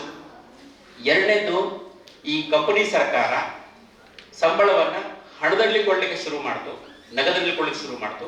ಆಮೇಲೆ ತೆರಿಗೆಯನ್ನು ಕೂಡ ಹಣದಲ್ಲಿ ವಸೂಲಿ ಮಾಡ್ಲಿಕ್ಕೆ ಶುರು ಮಾಡ್ತು. ಹೀಗಾಗಿ ಮೊದಲು ಏನು ವಸ್ತುಗಳಲ್ಲಿ ಸಂಬಳ ಕೊಡ್ತಿದ್ರು, ವಸ್ತುಗಳಲ್ಲಿ ತೆರಿಗೆ ತಗೊಳ್ತಿದ್ರು, ಅದರ ಬದಲಾಗಿ ಈಗ ನಗದಿನ ವ್ಯವಹಾರ ಪ್ರಾರಂಭವಾಯಿತು. ಸೊ ನಗದಿನ ಚಲಾವಣೆ ಹೆಚ್ಚಾಯಿತು, ನಗದಿಗೆ ಬೇಡಿಕೆ ಹೆಚ್ಚಾಯಿತು. ಆದರೆ ಏನಾಗಿತ್ತು ಅಂತಂದ್ರೆ ಬಂಗಾರ, ಬೆಳ್ಳಿ ಮತ್ತು ತಾಮ್ರ 3 ಲೋಹಗಳು ಚಲಾವಣೆ ಇದ್ದಾಗ ಸ್ವಾಭಾವಿಕವಾಗಿ ಬಂಗಾರ ತುಂಬಾ ಮೌಲ್ಯವಾದದ್ದು. ನಾವು ಬಂಗಾರವನ್ನ ಇಟ್ಟುಕೊಂಡು ಬೆಳ್ಳಿಯನ್ನು ಕೊಡುವಂತ ಒಂದು ವ್ಯವಹಾರ ಎಲ್ಲರಲ್ಲೂ ಇತ್ತು. ಆವಾಗ ಕೂಡ ಆ ಒಂದು ಮನೋಭಾವ ಇತ್ತು. ಅವಾಗ ಬಂಗಾರ ಚಲಾವಣೆಯಿಂದ ಹಿಂದೆ ಹೋಗಿ ಕೇವಲ ಬೆಳ್ಳಿ ಮಾತ್ರ ಚಲಾವಣೆಯಲ್ಲಿತ್ತು. ಬಂಗಾರ ತಾತ್ವಿಕವಾಗಿ, ಆದರೆ ವಾಸ್ತವವಾಗಿ ಅದು ಅಷ್ಟು ಚಲಾವಣೆ ಇದ್ದಿದ್ದಿಲ್ಲ. ಸೊ ಆ ಸಂದರ್ಭದಲ್ಲಿ ಈ ಬೆಳ್ಳಿ ಆಧಾರಿತ ಏನು ಕರೆನ್ಸಿ ಇತ್ತು ಅದಕ್ಕೆ ತುಂಬಾ ಬೇಡಿಕೆ ಆಯಿತು. ಆ ಬೆಳ್ಳಿ ಉತ್ಪಾದನೆ ಆಗಬೇಕು, ಅದು ನಾಣ್ಯಗಳಿಗೆ ಅದು ಬದಲಾವಣೆ ಕನ್ವರ್ಟ್ ಆಗಬೇಕು. ಸೊ ಈ ರೀತಿ ಇದ್ದಾಗ ಸಾಕಷ್ಟು ಬೆಳ್ಳಿಯ ಕೊರತೆಯಿಂದಾಗಿ ಸಮಸ್ಯೆ ಆಯಿತು. ಸೊ ಈ ಬೆಳ್ಳಿಯ ಬಹಳ ಮಂದಗತಿಯ ಉತ್ಪಾದನೆಯಿಂದಾಗಿ ಸಮಸ್ಯೆಗಳು ಹೆಚ್ಚಾಗಿ ಬೆಲೆಗಳು ಏರ್ಲಿಕ್ಕೆ ಶುರುವಾದವು. ಒಂದು ಡಿಮಾಂಡ್ ಫಾರ್ ಕರೆನ್ಸಿ ಹೆಚ್ಚಾಯಿತು, ಆಮೇಲೆ ಬೇಡಿಕೆ ಹೆಚ್ಚು ಶುರುವಾಯಿತು. ಇದ್ರ ಜೊತೆಗೆ ಆವಾಗ ಬ್ಯಾಂಕಿಂಗ್ ವ್ಯವಸ್ಥೆ ಇದ್ದಿದ್ದಿಲ್ಲ. ಬ್ಯಾಂಕಿಂಗ್ ವ್ಯವಸ್ಥೆ ಯಾಕೆ ಬೇಕು? ಬ್ಯಾಂಕಿಂಗ್ ವ್ಯವಸ್ಥೆ ಯಾಕೆ ಬೇಕಂತಂದ್ರೆ ಮುಖ್ಯವಾಗಿ ಅಂಬೇಡ್ಕರ್ ಅವರು ಹೇಳ್ತಾರೆ ತಮ್ಮ 2ನೇ ಅಧ್ಯಾಯದಲ್ಲಿ, ಅದರಲ್ಲಿ 7 ಅಧ್ಯಾಯ ಇದೆ. 2ನೇ ಅಧ್ಯಾಯದಲ್ಲಿ ಅವರು ಹೇಳ್ತಾರೆ, ಇಲ್ಲ ಬ್ಯಾಂಕಿಂಗ್ ವ್ಯವಹಾರ ಯಾಕೆ ಬೇಕು ಅಂತಂದ್ರೆ ಈ ಹೆಚ್ಚುತ್ತಿರುವ ಬಿಸಿನೆಸ್ ರಿಕ್ವೈರ್ಮೆಂಟ್ ಇದೆ, ನಮ್ಮ ಉದ್ಯಮಿಗಳ ಬೇಡಿಕೆಗೆ ತಕ್ಕಂತೆ ಹಣ ಒದಗಿಸಲಿಕ್ಕೆ ನಮಗೆ ಬ್ಯಾಂಕಿಂಗ್ ವ್ಯವಸ್ಥೆ ಬೇಕೇ ಬೇಕು ಅಂತ ಅವ್ರು ಹೇಳ್ತಿರ್ತಾರೆ. ಅವಾಗ ಬ್ಯಾಂಕಿಂಗ್ ವ್ಯವಸ್ಥೆ ಇದ್ದಿಲ್ಲ, ಹೀಗಾಗಿ ಅಲ್ಲಿ ಈ ಮತ್ತಷ್ಟು ಸಮಸ್ಯೆಗಳು ಶುರುವಾದವು. ಅದಷ್ಟೇ ಅಲ್ಲ, ಬೆಳ್ಳಿಯ ಒಂದು ಏರುಪೇರಿನಿಂದ ಬೆಳ್ಳಿಯ ಪೂರೈಕೆ ಏರುಪೇರಿನಿಂದಾಗಿ ಆ ಹಣದ ಮೌಲ್ಯವೇ ಅದು ಕೂಡ ಏರುಪೇರಾಗಿ ಶುರುವಾಯಿತು. ಯಾಕಂದ್ರೆ ಆ ಬೆಳ್ಳಿಯನ್ನ ನಾವು ಬಂಗಾರದ ಏನು ಬೆಲೆಗೆ ಕನ್ವರ್ಟ್ ಮಾಡಿ ನಂತರ ವ್ಯವಹಾರ ಮಾಡಬೇಕಾಗಿತ್ತು. ಸೊ ಈ ಬೆಳ್ಳಿಯ ಒಂದು ಏನು ಪೂರೈಕೆಯಿಂದಾಗಿ ಅದರ ಮೌಲ್ಯದಲ್ಲಿ ಏರುಪೇರು ಆಗ್ತಾ ಇತ್ತು. ಸೊ ಕೊನೆಗೆ ಅದು ವಸ್ತುಗಳ ಬೆಲೆ, ಸರಕುಗಳ ಬೆಲೆಗಳ ಮೇಲೂ ಕೂಡ ಅದು ಪರಿಣಾಮ ಬೀರಲಿಕ್ಕೆ ಪ್ರಾರಂಭವಾಯಿತು. ಇದು ಹೀಗಾದಾಗ ಸರ್ಕಾರ ಹಲವಾರು ಸಮಿತಿಗಳನ್ನ ನೇಮಕ ಮಾಡ್ತು. ಟೆಂಪಲ್ ಪ್ಲಾನ್ ಅಂತ ಒಂದು, ಆಮೇಲೆ ಫೌಲರ್ ಕಮಿಟಿ ಅಂತ, ಕೊನೆಗೆ ಫೌಲರ್ ಕಮಿಟಿ ಬಂದಾಗ ಅವರೇನು ಹೇಳಿದ್ರು, ಇಲ್ಲ ಈ ಭಾರತಕ್ಕೆ ನಾವು ಇಂಗ್ಲೆಂಡ್ನಲ್ಲಿ ಬೇರೆ ದೇಶಗಳಲ್ಲಿ ಚಿನ್ನ ಆಧಾರಿತ ನಾಣ್ಯ ಚಲಾವಣೆ ವ್ಯವಸ್ಥೆ ಇದ್ದರೂ ಕೂಡ ಭಾರತಕ್ಕೆ ನಾವು ಈ ಬೆಳ್ಳಿ ಆಧಾರಿತ ಒಂದು ನಾಣ್ಯ ವ್ಯವಸ್ಥೆಯನ್ನು ಮಾಡ್ತೀವಿ ಅನ್ನುವಂಥದ್ದನ್ನ ಅವರು ಹೇಳ್ತಾರೆ. ಕೊನೆಗೆ 1861ರಲ್ಲಿ ಕಂಪನಿ ಸರ್ಕಾರಕ್ಕೆ ಕಾಗದದ ಕರೆನ್ಸಿಯನ್ನ ಚಲಾವಣೆ ಮಾಡಲಿಕ್ಕೆ ಅಧಿಕಾರ ಕೊಡ್ತಾರೆ. ಆದರೆ ಆ ಕಾಗದದ ಚಲಾವಣೆ ಕೂಡ ಅಷ್ಟು ಸುಗಮವಾಗಿ ಆಗೋದಿಲ್ಲ. ಯಾಕಂತಂದ್ರೆ ಕಾಗದ ಚಲಾವಣೆ ಯಾರು ಮಾಡಬೇಕು? ಆವಾಗ ನಾವು ಇನ್ನೊಂದು ಗಮನಿಸ್ಬೇಕಾವಾಗ ಈ 3 ಪ್ರಾಂತೀಯ ಸರ್ಕಾರಗಳಿದ್ದು, 3 ಪ್ರಾಂತೀಯ ಸರ್ಕಾರಗಳಿಗೆ ನೋಟು ಈ ನಾಣ್ಯ ಮುದ್ರಿಸುವ ಒಂದು ಹಕ್ಕಿತ್ತು, ಸ್ವಾತಂತ್ರ್ಯ ಇತ್ತು, ಅವರು ನಾಣ್ಯ ಮುದ್ರಿಸ್ತಾ ಇದ್ರು. ಆದರೆ ನೋಟು ಚಲಾವಣೆ ಅಧಿಕಾರವನ್ನ ಕಂಪನಿ ಸರ್ಕಾರ imperial government board of directors ಅಂತ ಅವ್ರಿಗೆ ಕೊಟ್ಟರು. ಸೊ ಅವರು ಮಾಡುವಾಗ ಅಲ್ಲಿ ಒಂಥರ ಕೋಆರ್ಡಿನೇಷನ್ ಇದ್ದಿದ್ದಿಲ್ಲ. ಆ ಕೋಆರ್ಡಿನೇಷನ್ ಇಲ್ಲದೆ ಇರೋದಕ್ಕಾಗಿ ಈ ಕಾಗದದ ಹಣಕ್ಕೂ ಮತ್ತು ಈ ಲೋಹದ ಹಣಕ್ಕೂ ವ್ಯತ್ಯಾಸ ಆಗಿ ಸಾಕಷ್ಟು ಸಮಸ್ಯೆಗಳು ಕೂಡ ಅಲ್ಲಿ ಪ್ರಾರಂಭ ಆಗುವಂಥದ್ದು. ಆಮೇಲೆ ಅಲ್ಲಿಯೂ ಕೂಡ ಕಾಗದ ಹಣವನ್ನು ಎಷ್ಟು ನಾವು ಪ್ರಮಾಣದಲ್ಲಿ ಮುದ್ರಿಸಬೇಕು ಅನ್ನೋದು ಕೂಡ ಅವರಿಗೆ ಒಂದು ಲೆಕ್ಕಕ್ಕೆ ಸಿಗಲೇ ಇಲ್ಲ. ಆಮೇಲೆ ಅವರು ಮುದ್ರಿಸಿದ ಕಾಗದ ಹಣ ಅತ್ಯಂತ ಕಡಿಮೆ ಡಿನಾಮಿನೇಷನ್ ₹5. ಆವಾಗ ವ್ಯವಹಾರ ಆಗ್ತಾ ಇದ್ದದೇ ಆಣೆಗಳಲ್ಲಿ, ದುಡ್ಡು ಅಂದ್ರೆ 3 ಪೈಸಾ, ಆಣೆ ಅಂದ್ರೆ 6 ಪೈಸಾ, ಹೆಚ್ಚಂದ್ರೆ 12 ಪೈಸೆ, 4 ಆಣೆ. ಸೊ ಇಷ್ಟು ಹಣದಲ್ಲಿ ಏನು ವ್ಯವಹಾರ ಆಗ್ತಿತ್ತು. ಆವಾಗ ಇವರು ₹5 ಮುಖ ಬೆಲೆಯ ನೋಟನ್ನು ಮುದ್ರಿಸಿದ್ರು. ಅದು ಅಷ್ಟು ಅನುಕೂಲಕರವಾಗಿಲ್ಲ. ಇದರಿಂದಾಗಿ ಸಾಕಷ್ಟು ಔದ್ಯಮಿಕವಾಗಿರ್ಬೋದು, ವಾಣಿಜ್ಯಿಕವಾಗಿರ್ಬೋದು, ಸಾಮಾನ್ಯ ಜನರ ಒಂದು ಜೀವನದಲ್ಲಿ ಇದು ಸಾಕಷ್ಟು ಸಮಸ್ಯೆ ಉಂಟು ಮಾಡ್ತಕ್ಕಂಥದ್ದನ್ನು ಅಂಬೇಡ್ಕರ್ ಅವರು ಎಳೆಯಾಗಿ ಬಿಚ್ಚಿಡ್ತಾ ಹೋಗ್ತಾರೆ. ಅಂದ್ರೆ ಸಾಕಷ್ಟು ಸಮಿತಿಗಳು ಬಂತು, KS ಅವರ ಪ್ರಬಂಧನೂ ಬಂತು. ಈ ಎಲ್ಲದರ ಜೊತೆಗೆ ಸರ್ಕಾರಗಳು ಕೈಗೊಂಡಂತಹ ಈ ಸಮಸ್ಯೆಗಳಿಂದಾಗಿ ಜನರ ಬದುಕು ಅಷ್ಟು ಉತ್ತಮಗೊಳ್ಳಿಲ್ಲ, ನಮ್ಮ ಅರ್ಥವ್ಯವಸ್ಥೆ ಕೂಡ ಸುಧಾರಿಸಲಿ ಅನ್ನುವಂಥದ್ದನ್ನ ಅವರು ಹೇಳ್ತಾರೆ. ಇದು ಅವರ ಮೊದಲನೇ ಒಂದು ಅಂಶ, ರೂಪಾಯಿ ಬೆಳವಣಿಗೆ ಮತ್ತು ಸಮಸ್ಯೆಗಳು ಹೇಗೆ ಉಳ್ಕೊಂಡು ಅಂತೇಳಿ. ಆಮೇಲೆ ಇನ್ನೊಂದು ಮುಖ್ಯವಾದಂಥ ವಿಷಯ ಅಂತಂದ್ರೆ, ಆ ಬ್ಯಾಂಕ್ಗಳು ಇರದೇ ಇರೋ ಸಂದರ್ಭದಲ್ಲಿ ನಾವು ಏನು ಹೇಳ್ತೀವಿ, ಯೂನಿವರ್ಸಲ್ ಆಕ್ಸೆಪ್ಟಬಿಲಿಟಿ ಆಫ್ ಕ್ಯಾಶ್, ಏನೋ ಹಣಕಾಸಿತ್ತು ಅದು ಎಲ್ಲ ಕಡೆಗೂ ಸಮನಾಗಿ ಅದು ಆಕ್ಸೆಪ್ಟ್ ಆಗ್ತಿದ್ದಿಲ್ಲ. ಅದನ್ನ ನೀವು ಬಾಂಬೆ ಪ್ರಾಂತ್ಯದಿಂದ ಮದ್ರಾಸ್ ಪ್ರಾಂತ್ಯಕ್ಕೆ ಅದನ್ನ ಕನ್ವರ್ಟ್ ಮಾಡಬೇಕಾಗಿತ್ತು. ಆ ಕನ್ವರ್ಟ್ ಮಾಡ್ಕೊಳ್ಳಿಕ್ಕೆ ಮತ್ತೆ ಅಲ್ಲಿ ಒಂದು ಮಧ್ಯಸ್ಥರ ಹುಟ್ಕೊಟ್ರು, ಅವರಿಗೆ ಶ್ರಾಫ್ ಅಂತ ಕರೀತಿದ್ರು, ಅವ್ರು ಹುಟ್ಕೊಟ್ರು. ಸೊ ಈ ರೀತಿಯಾದಂತಹ ಶ್ರೇಣೀಕರಣವನ್ನ ಅಂಬೇಡ್ಕರ್ ಅವರು ಪ್ರಶ್ನೆ ಮಾಡ್ತಾರೆ. ಇದು ಯಾಕೆ ಬೇಕು, ನಾವು ಒಂದೇ ಒಂದು ಹಣಕಾಸು ವ್ಯವಸ್ಥೆ ಯಾಕೆ ಬರಬಾರ್ದು ಅನ್ನೋದನ್ನ ಅವರು ಪ್ರಶ್ನೆ ಮಾಡ್ತಾರೆ. ಸೊ ಈ ಸಮಸ್ಯೆಗಳನ್ನು ಅವರು ಎಳೆಯಾಗಿ ಬಿಡ್ತಾ ಹೋಗಿ ಸಮಸ್ಯೆ ಹೇಗೆ ಹುಡ್ಕೋದು ಅನ್ನೋದನ್ನ ಅಧ್ಯಯನ ಮಾಡ್ತಾರೆ. 1800ನೇ ಇಸ್ವಿ ಹಿಡ್ಕೊಂಡು 1891ವರೆಗೂ ಕೂಡ ಅವರು ಅಧ್ಯಯನ ಮಾಡ್ತಾರೆ. ಅದು ಮೊದಲನೇ ಆಸ್ಪೆಕ್ಟ್.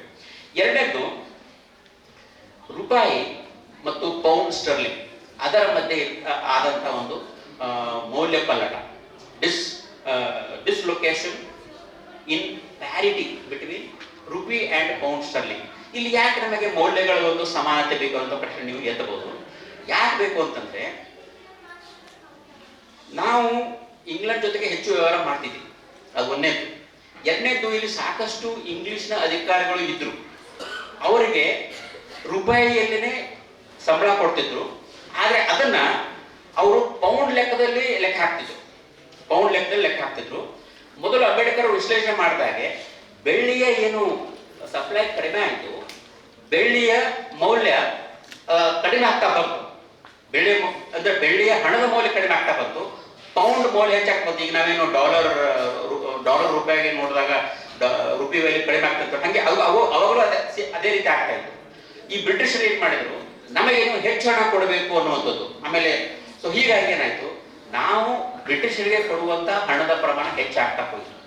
ಸಿಲ್ವರ್ ವ್ಯಾಲ್ಯೂ ಕಡಿಮೆ ಆಗಿರೋದ್ರಿಂದ, ಸಿಲ್ವರ್ ಪೌಂಡ್ ಸ್ಟರ್ಲಿಂಗ್ ವ್ಯಾಲ್ಯೂ ಅಲ್ಲಿ ಪಲ್ಲಟಗಳಾಗಿರೋದ್ರಿಂದ ಮೊದಲು ಫಿಕ್ಸ್ಡ್ ರೇಟ್ ಅಲ್ಲಿ ಅದು ಬದಲಾವಣೆ ಆಗ್ತಿತ್ತು. ಆದ್ರೆ ಆಮೇಲೆ ಮಾರುಕಟ್ಟೆ ದರಕ್ಕೆ ನಾವು ಹೋಲಿಸಿದಾಗ ಅಲ್ಲಿ ವ್ಯತ್ಯಾಸ ಕಂಡು ಬಂತು, ಹೆಚ್ಚು ಹಣವನ್ನು ನಾವು ಕೊಡುವಂತ ಒಂದು ಪರಿಸ್ಥಿತಿ ಬಂತು. ಹೀಗಾಗಿ ಭಾರತ ಹೆಚ್ಚು ಹಣವನ್ನ ನಾವು ಇಂಗ್ಲೆಂಡ್ ದೇಶಕ್ಕೆ ಕೊಡುವಂತ ಒಂದು ಪರಿಸ್ಥಿತಿ ಬಂತು. ಇದನ್ನೇ ಅಂಬೇಡ್ಕರ್ ಅವರು ತುಂಬಾ ಕಟುವಾಗಿ ಟೀಕಿಸಿದರು. ಏನು, ನೀವು ವಸಾಹತುಶಾಹಿಯನ್ನ ಇಲ್ಲೂ ಕೂಡ ಪರೋಕ್ಷವಾಗಿ ಇದರಲ್ಲಿ ನೀವು ಬೆಂಬಲಿಸ್ತಾ ಇದ್ದೀರಿ. ನೀವು ಹೆಚ್ಚು ಹಣವನ್ನ, ಹೆಚ್ಚು ಸಂಪನ್ಮೂಲವನ್ನ ನಮ್ಮ ದೇಶದಿಂದ ನೀವು ಇಂಗ್ಲೆಂಡ್ಗೆ ಕೊಂಡೊಯ್ತಾ ಇದ್ದೀರಿ ಅನ್ನೋದನ್ನ ಅವರು ಕಟುವಾಗಿ ಟೀಕಿಸ್ತಾರೆ. ಇದನ್ನೇ ಎಡವಿನ್ ಕೆನನ್ ಅವರು ನಾವು ಒಪ್ಪಕ್ಕೆ ಆಗೋದಿಲ್ಲ ಅಂತ ಹೇಳ್ತೀವಿ. ಬಟ್ ಅವರ ವಾದದ ವೈಖರಿಯಿಂದಾಗಿ ಅವರನ್ನು ಒಪ್ಕೋಬೇಕಾಯ್ತು. ಅಷ್ಟೇ ಅಲ್ಲ, ಬಟ್ ಇದರಿಂದ ಒಂದು ಉಪಯೋಗ ಆಗ್ತದೆ. ಅಂಬೇಡ್ಕರ್ ಹೇಳ್ತಾರೆ, ಇದು ಸಂಪೂರ್ಣವಾಗಿ ನಮಗೆ ಉಪಯೋಗ ಆಗಲಿಲ್ಲ ಅಂತಲ್ಲ, ನಮ್ಮ ಹಣದ ಮೌಲ್ಯ ಏನು ಕಡಿಮೆ ಆಯಿತು, ನಾವೀಗ ಡಿವ್ಯಾಲ್ಯೂಷನ್ ಅಂತ ಕರೀತೀವಿ, ಡಿವ್ಯಾಲ್ಯೂಷನ್ ಆ ರೀತಿ ಆಗೋದ್ರಿಂದ ನಮ್ಮ ಆಮದುಗಳು ಸ್ವಲ್ಪ ನಮ್ಮ ರಫ್ತುಗಳು ಸೋವಿಯಾದವು, ನಾವೇ ಹೊರಗೆ ಕಳಿಸ್ತೀವಿ ಸೋವಿಯಾದವು, ನಮ್ಮ ರಫ್ತಿನ ಆದಾಯ ಹೆಚ್ಚಾಯಿತು. ಆದರೆ ನಮ್ಮ ಏನು ಆಮದುಗಳು ತುಟ್ಟಿ ಆದವು. ಆದ್ರಿಂದ ಆ ರೀತಿಯಾಗಿ ಅದು ಅನುಕೂಲ ಆಯಿತು ಅನ್ನುವಂಥದ್ದನ್ನು ಅವ್ರು ಹೇಳ್ತಾರೆ. ಆದ್ರೆ ಇಲ್ಲಿ ಅವರು ಇನ್ನೊಂದು ಎಚ್ಚರಿಕೆಯನ್ನು ಕೊಡ್ತಾರೆ. ಏನು ಕೊಡ್ತಾರೆ ಅಂತಂದ್ರೆ, ಓಕೆ, ನಮ್ಮ ರಫ್ತುಗಳು ಹೆಚ್ಚಾದವು, ಆಮದು ಕಡಿಮೆ ಆಯಿತು, ಆದ್ರೆ ನಮ್ಮ ದೇಶಕ್ಕೆ ಬರುವಂತ ಹೂಡಿಕೆ ಹಣ ಏನಾಯ್ತು ಅನ್ನೋದು ವಿಶ್ಲೇಷಣೆ ಮಾಡ್ತಾರೆ. ಇಲ್ಲಿ ಆ ರೂಪಾಯಿ ಮೌಲ್ಯ ಕಡಿಮೆ ಆಗಿರೋದ್ರಿಂದ ಇಲ್ಲಿ ಹೂಡಿಕೆಗೆ ಬರುವಂತ ಹಣ ಕಡಿಮೆ ಆಯಿತು. ಈಗ ಇದೇ ಸಂದರ್ಭದಲ್ಲಿ ಏನು ರುಪಿ ಮತ್ತು ಡಾಲರ್ ವ್ಯಾಲ್ಯೂ ಏನು ಕಡಿಮೆ ಆಗ್ತಿದ್ದ ಸಂದರ್ಭದಲ್ಲಿ ನಾವು ಚರ್ಚೆ ಮಾಡ್ತಾ ಇದ್ದೀವಿ, FDI ಹೊರಗೆ ಹೋಗ್ತಾ ಇದೆ ಅಂತ ಹೇಳಿ, lot of FDI is going out of the country ಅಂತ ನಾವು ಹೇಳ್ತೀವಿ.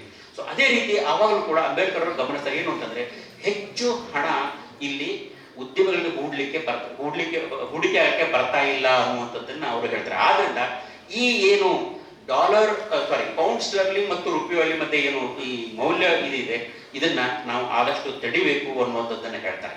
ಆಮೇಲೆ ಅವ್ರು ಏನು ಕೊನೆಗೆ ಹೇಳಿದ್ರೆ ಅಂದ್ರೆ, ಇದರಿಂದಾಗಿ ನಿಮಗೆ ಬ್ರಿಟಿಷರಿಗೆ ನಿಮಗೆ ಅನುಕೂಲ ಆಗ್ತದೆ, ನಮ್ಮ ಜನರಿಗೆ ತುಂಬಾ ತೊಂದರೆ ಆಗ್ತದೆ ಅನ್ನುವಂಥದ್ದನ್ನ ಅವ್ರು ಹೇಳಿ, ಈ ಏನು ಏರಿಳಿತಗಳೇನಿದೆ, ಬೆಳ್ಳಿಯ ಮೌಲ್ಯದಲ್ಲಿ ಏರಿಳಿತ ಏನಿದೆ, ಇದನ್ನ ನೀವು ಕಡಿಮೆ ಮಾಡಬೇಕು ಅನ್ನುವಂಥದ್ದು, ನಿಯಂತ್ರಣ ಮಾಡಬೇಕು. ನಿಯಂತ್ರಣ ಮಾಡ್ಲಿಕ್ಕೆ ಒಂದು ಕೇಂದ್ರ ಸಂಸ್ಥೆ ಬೇಕು ಅನ್ನೋದನ್ನ ಅವರು ಬಹಳ ಗಟ್ಟಿಯಾಗಿ ಅಲ್ಲಿ ಹೇಳ್ತಾರೆ. ಸೊ ಅಂದ್ರೆ ಒಟ್ಟಾರೆ ಏನು, ಹಣದ ಮೌಲ್ಯ ಸ್ಥಿರವಾಗಿರ್ಬೇಕು, ಎಲ್ಲರಿಗೂ ಒಂದು ಖಚಿತತೆ ಇರಬೇಕು, ಯಾವ ಮೌಲ್ಯದಲ್ಲಿ ವ್ಯವಹಾರ ಮಾಡ್ತೇವೆ ಅಂತೇಳಿ. ಆ ಖಚಿತತೆ ಇಲ್ಲದೆ ಇದ್ದಾಗ ಸಾಕಷ್ಟು ಸಮಸ್ಯೆಗಳು ಉಂಟಾಗ್ತವೆ ಅನ್ನೋದನ್ನು ಬಹಳ ಅವರು ವಿಸ್ತೃತವಾಗಿ ಚರ್ಚೆ ಮಾಡಿ ಬಹಳ ಎವಿಡೆನ್ಸ್ ಕೊಟ್ಟು ಕೂಡ ಅವರು ಅಲ್ಲಿ ಹೇಳ್ತಾರೆ. ಇನ್ಫ್ಯಾಕ್ಟ್ ಅವರ ಬುಕ್ ಅಲ್ಲಿ ಸಾಕಷ್ಟು ಟೇಬಲ್ಸ್ ಇದೆ, ಯಾವ ರೀತಿ ಎಕ್ಸ್ಚೇಂಜ್ ಆಗ್ತಿತ್ತು, ಆಮೇಲೆ ಹೇಗೆ ಕಡಿಮೆ ಆಗ್ತಾ ಬಂತು, ಅದರಿಂದಾಗಿ ನಾವು ಬ್ರಿಟಿಷರ್ ಕೊಡುವಂತ ಹಣದ ಪ್ರಮಾಣ ಹೇಗೆ ಹೆಚ್ಚುತ್ತದೆ ಬಹಳ ಟೇಬಲ್ ಬುಕ್ಲ ವಿಸ್ತರಣೆ ಮಾಡ್ತಾರೆ, ನಾನು ಹೇಳೋದಿಲ್ಲ. ಬಟ್ ಬಹಳ ಏನು ಎಂಪಿರಿಕಲ್ ಎವಿಡೆನ್ಸ್ ಇಂದ ಅವರು ತಮ್ಮ ಪಾಯಿಂಟ್ ಅನ್ನ ಪ್ರೂವ್ ಮಾಡ್ತಾರೆ. ಅದನ್ನ ನಾವು ಗಮನಿಸಬೇಕು. ಇದು ರೂಪಾಯಿ ಮತ್ತು ಪೌಂಡ್ ಸ್ಟರ್ಲಿಂಗ್ ಮಧ್ಯೆ ಆದಂತಹ ಒಂದು ಪಲ್ಲಟವನ್ನು ಅವರು ಹೇಳೋದು ಎರಡನೇ ಅಂಶ. ಇನ್ನು ಮೂರನೇ ಅಂಶ ಬಂತು ಗೋಲ್ಡ್ ಸ್ಟ್ಯಾಂಡರ್ಡ್ ಮತ್ತು ಗೋಲ್ಡ್ ಎಕ್ಸ್ಚೇಂಜ್ ಸ್ಟ್ಯಾಂಡರ್ಡ್, ಇವುಗಳ ಮಧ್ಯದ ಒಂದು ತಾಕಲಾಟ. ನಮ್ಮ ಭಾರತ ದೇಶದ ಒಂದು ಈ ಕರೆನ್ಸಿ ರಿಫಾರ್ಮ್ಸ್, ಈ ಹಣಕಾಸಿನ ಸುಧಾರಣೆಗಳನ್ನು ತರಲಿಕ್ಕೆ ಇಂಗ್ಲಿಷ್ನವರು ಸಾಕಷ್ಟು ಪ್ರಯತ್ನ ಮಾಡ್ತಾರೆ. 1872ರಲ್ಲಿ ಟೆಂಪಲ್ ಪ್ಲಾನ್ ಅಂತ ಒಂದು ಪ್ಲಾನ್ ಬರ್ತದೆ. 76ರಲ್ಲಿ ಸ್ಮಿತ್ ಪ್ಲಾನ್ ಅನ್ನುವಂಥದ್ದು ಬರ್ತದೆ. 1886ರಲ್ಲಿ ಭಾರತ ಸರ್ಕಾರ ಯೋಜನೆ ಅಂತ ಒಂದು ಮಾಡ್ತಾರೆ. 1892ರಲ್ಲಿ ಹರ್ಷಲ್ ಕಮಿಟಿ ಅಂತ ಬರ್ತದೆ. 1898ರಲ್ಲಿ ಫೌಲರ್ ಕಮಿಟಿ ಅಂತ ಬರ್ತದೆ. ಇದನ್ನ ನಾನು ಸುಮ್ಮನೆ ಓದ್ತಾ ಇಲ್ಲ. ಅಂಬೇಡ್ಕರ್ ಅವರು ಈ ಎಲ್ಲಾ ಸಮಿತಿಗಳ ಕಾರ್ಯಾಚರಣೆಯನ್ನ, ಅವರ ಶಿಫಾರಸುಗಳನ್ನ ಬಹಳ ಸೂಕ್ಷ್ಮವಾಗಿ ಗಮನಿಸಿ ಅವರು ಅದನ್ನ ಹೇಳ್ತಾರೆ. ಕೊನೆಗೆ ಫೌಲರ್ ಕಮಿಟಿ ಅವರು 1898ರಲ್ಲಿ ಹೇಳ್ತಾರೆ, ಭಾರತಕ್ಕೆ ಶುದ್ಧ ಚಿನ್ನದ ಗೋಲ್ಡ್ ಸ್ಟ್ಯಾಂಡರ್ಡ್ ಬೇಕಾಗಿಲ್ಲ, ಯಾಕಂದ್ರೆ ಅದು ಇಲ್ಲಿ ಅವಶ್ಯಕತೆ ಇಲ್ಲ. ಇಲ್ಲಿ ಬೇಕಾಗಿದ್ದು ಗೋಲ್ಡ್ ಎಕ್ಸ್ಚೇಂಜ್ ಸ್ಟ್ಯಾಂಡರ್ಡ್ ಅಂತ. ಇದೊಂಥರ ಇಂಡೈರೆಕ್ಟ್ ಆಗಿ ನಮಗೆ ಗೋಲ್ಡ್ ಸ್ಟ್ಯಾಂಡರ್ಡ್ ನ ಬಳಸುವ ಅಂತ ಹೇಳುದು. ಏನದು ಗೋಲ್ಡ್ ಎಕ್ಸ್ಚೇಂಜ್ ಸ್ಟ್ಯಾಂಡರ್ಡ್ ಅಂತ ಇಲ್ಲೂ ಕೂಡ ಅಂಬೇಡ್ಕರ್ ಅವರು ಬಹಳಷ್ಟು ವಿಸ್ತೃತವಾಗಿ ಮತ್ತು ಆಳವಾಗಿ ವಿಶ್ಲೇಷಣೆ ಮಾಡ್ತಾರೆ. ಗೋಲ್ಡ್ ಸ್ಟ್ಯಾಂಡರ್ಡ್ ಅಲ್ಲಿ ಚಿನ್ನದ ನಾಣ್ಯಗಳಿರ್ತವೆ. ಆ ಚಿನ್ನದ ನಾಣ್ಯ ಜನರು ಸಾಮಾನ್ಯವಾಗಿ ಬಳಸ್ತಾ ಇರ್ತಾರೆ. ಅದಕ್ಕೆ ಸರ್ಕಾರ ನಿಗದಿಪಡಿಸಿದಂತ ಮೌಲ್ಯ ಇರ್ತದೆ, ಪ್ರತಿ ಮೌಲ್ಯ. ಈಗ ಉದಾಹರಣೆಗೆ ಒಂದು 10 ಪೈಸೆ ನಾಣ್ಯ 10 ಪೈಸೆ, ಅದಕ್ಕೆ ಎಷ್ಟು ಚಿನ್ನ ಬೇಕೋ ಅದರ ಪ್ರಕಾರ ಕಾನೂನಾತ್ಮಕ ನಿರ್ಧಾರ ಮಾಡಿದ್ರೆ ಮಾಡ್ತಾರೆ. ಎಲ್ಲರೂ ಅದನ್ನ ಆಕ್ಸೆಪ್ಟ್ ಮಾಡ್ತಾರೆ. ಈ ಗೋಲ್ಡ್ ಎಕ್ಸ್ಚೇಂಜ್ ಸ್ಟ್ಯಾಂಡರ್ಡ್ ಅಂದ್ರೆ ಏನಿದು? ಈ ಗೋಲ್ಡ್ ಎಕ್ಸ್ಚೇಂಜ್ ಸ್ಟ್ಯಾಂಡರ್ಡ್ ಅಂದ್ರೆ ಇಲ್ಲಿ ಅವರು ಫೌಲರ್ ಕಮಿಟಿ ಹೇಳಿದ್ದು, ಭಾರತದಲ್ಲಿ ಬೆಳ್ಳಿ ಪ್ರಮಿತಿ ಇರಬೇಕು, ಸಿಲ್ವರ್ ಸ್ಟ್ಯಾಂಡರ್ಡ್ ಇರಬೇಕು. ಆ ಸಿಲ್ವರ್ ಕಾಯಿನ್ಸ್ ಅನ್ನ, ಅಂದ್ರೆ ಬೆಳ್ಳಿ ಕಾಯಿನ್ಗಳನ್ನು ನಾವು ಬಂಗಾರದ ಒಂದು ದರಕ್ಕೆ ಅದನ್ನ ಕನ್ವರ್ಟ್ ಮಾಡಿ ಆಮೇಲೆ ವ್ಯವಹಾರ ಮಾಡಬೇಕು ಅಂತ ಹೇಳಿ. ಇಲ್ಲಿ ದೇಶದಲ್ಲಿ ನೀವು ಗೋಲ್ಡ್ ಸಿಲ್ವರ್ ಸ್ಟ್ಯಾಂಡರ್ಡ್, ಆದ್ರೆ ನೀವು ಬೇರೆ ದೇಶದಲ್ಲಿ ವ್ಯವಹಾರ ಮಾಡುವಾಗ ಅಥವಾ ಪೌಂಡ್ ಜೊತೆ ವ್ಯವಹಾರ ಮಾಡುವಾಗ ನೀವು ಅದನ್ನ ಗೋಲ್ಡ್ ಕನ್ವರ್ಟ್ ಮಾಡಿ ಆಮೇಲೆ ಅದನ್ನ ಹಣ ಲೆಕ್ಕ ಹಾಕಬೇಕು ಅಂತ ಹೇಳಿ. ಸೊ ಇದನ್ನ ಅಂಬೇಡ್ಕರ್ ಅವರು ಕಟುವಾಗಿ ಟೀಕಿಸ್ತಾರೆ. ಸೊ ಇದು ಕೂಡ ಕೇನ್ಸ್ ಅವರ ದೃಷ್ಟಿಕೋನ ಕೂಡ ಇದು ಆಗಿತ್ತು.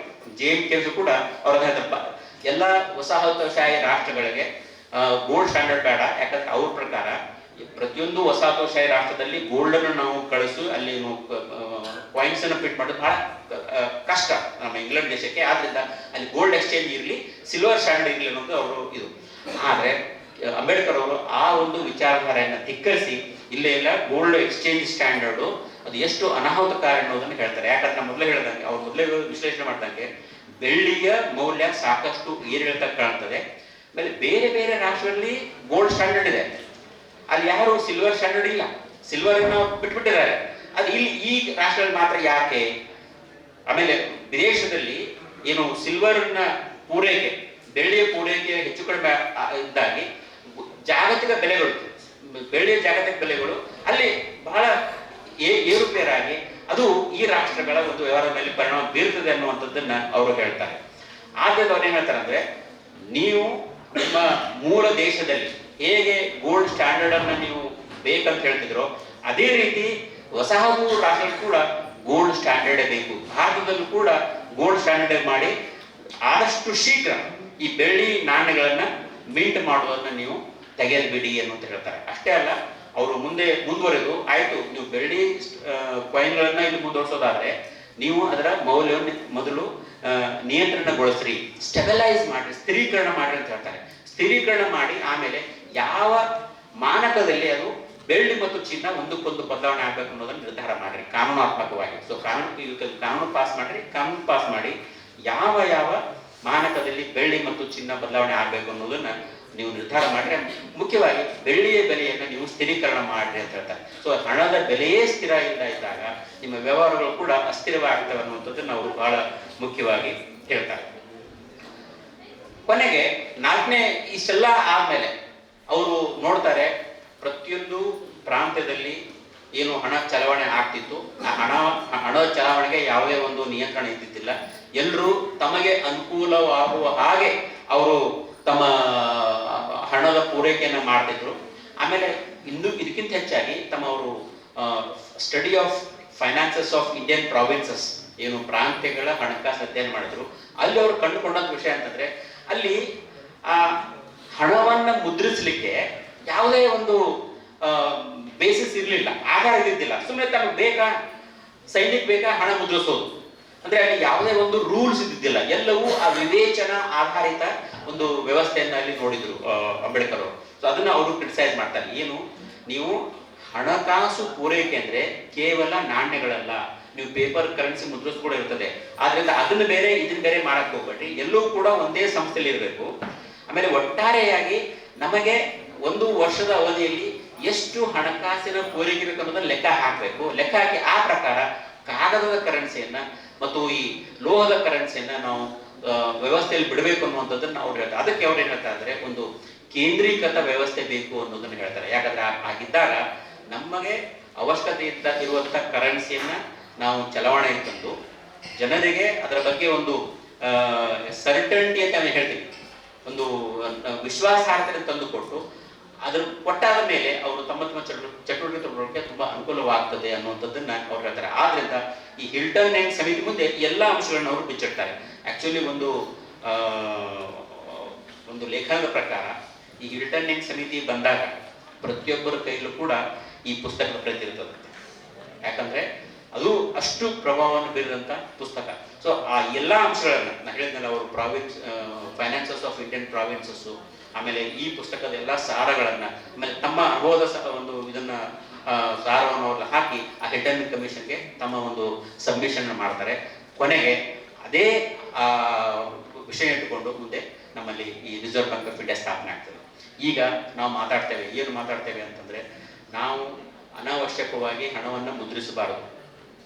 ಈಗ ನಿಮಗೆಲ್ಲ ಗೊತ್ತು, ಪ್ರತಿಯೊಂದು ಸರ್ಕಾರ ಬಜೆಟ್ ಅನ್ನು ಮಂಡಿಸಿದಾಗ ನಾವೇನ್ ಕೇಳ್ತೀವಿ, ಕೊರತೆ ಬಜೆಟ್ ಅಂತೇಳಿ, ಡೆಫಿಸಿಟ್.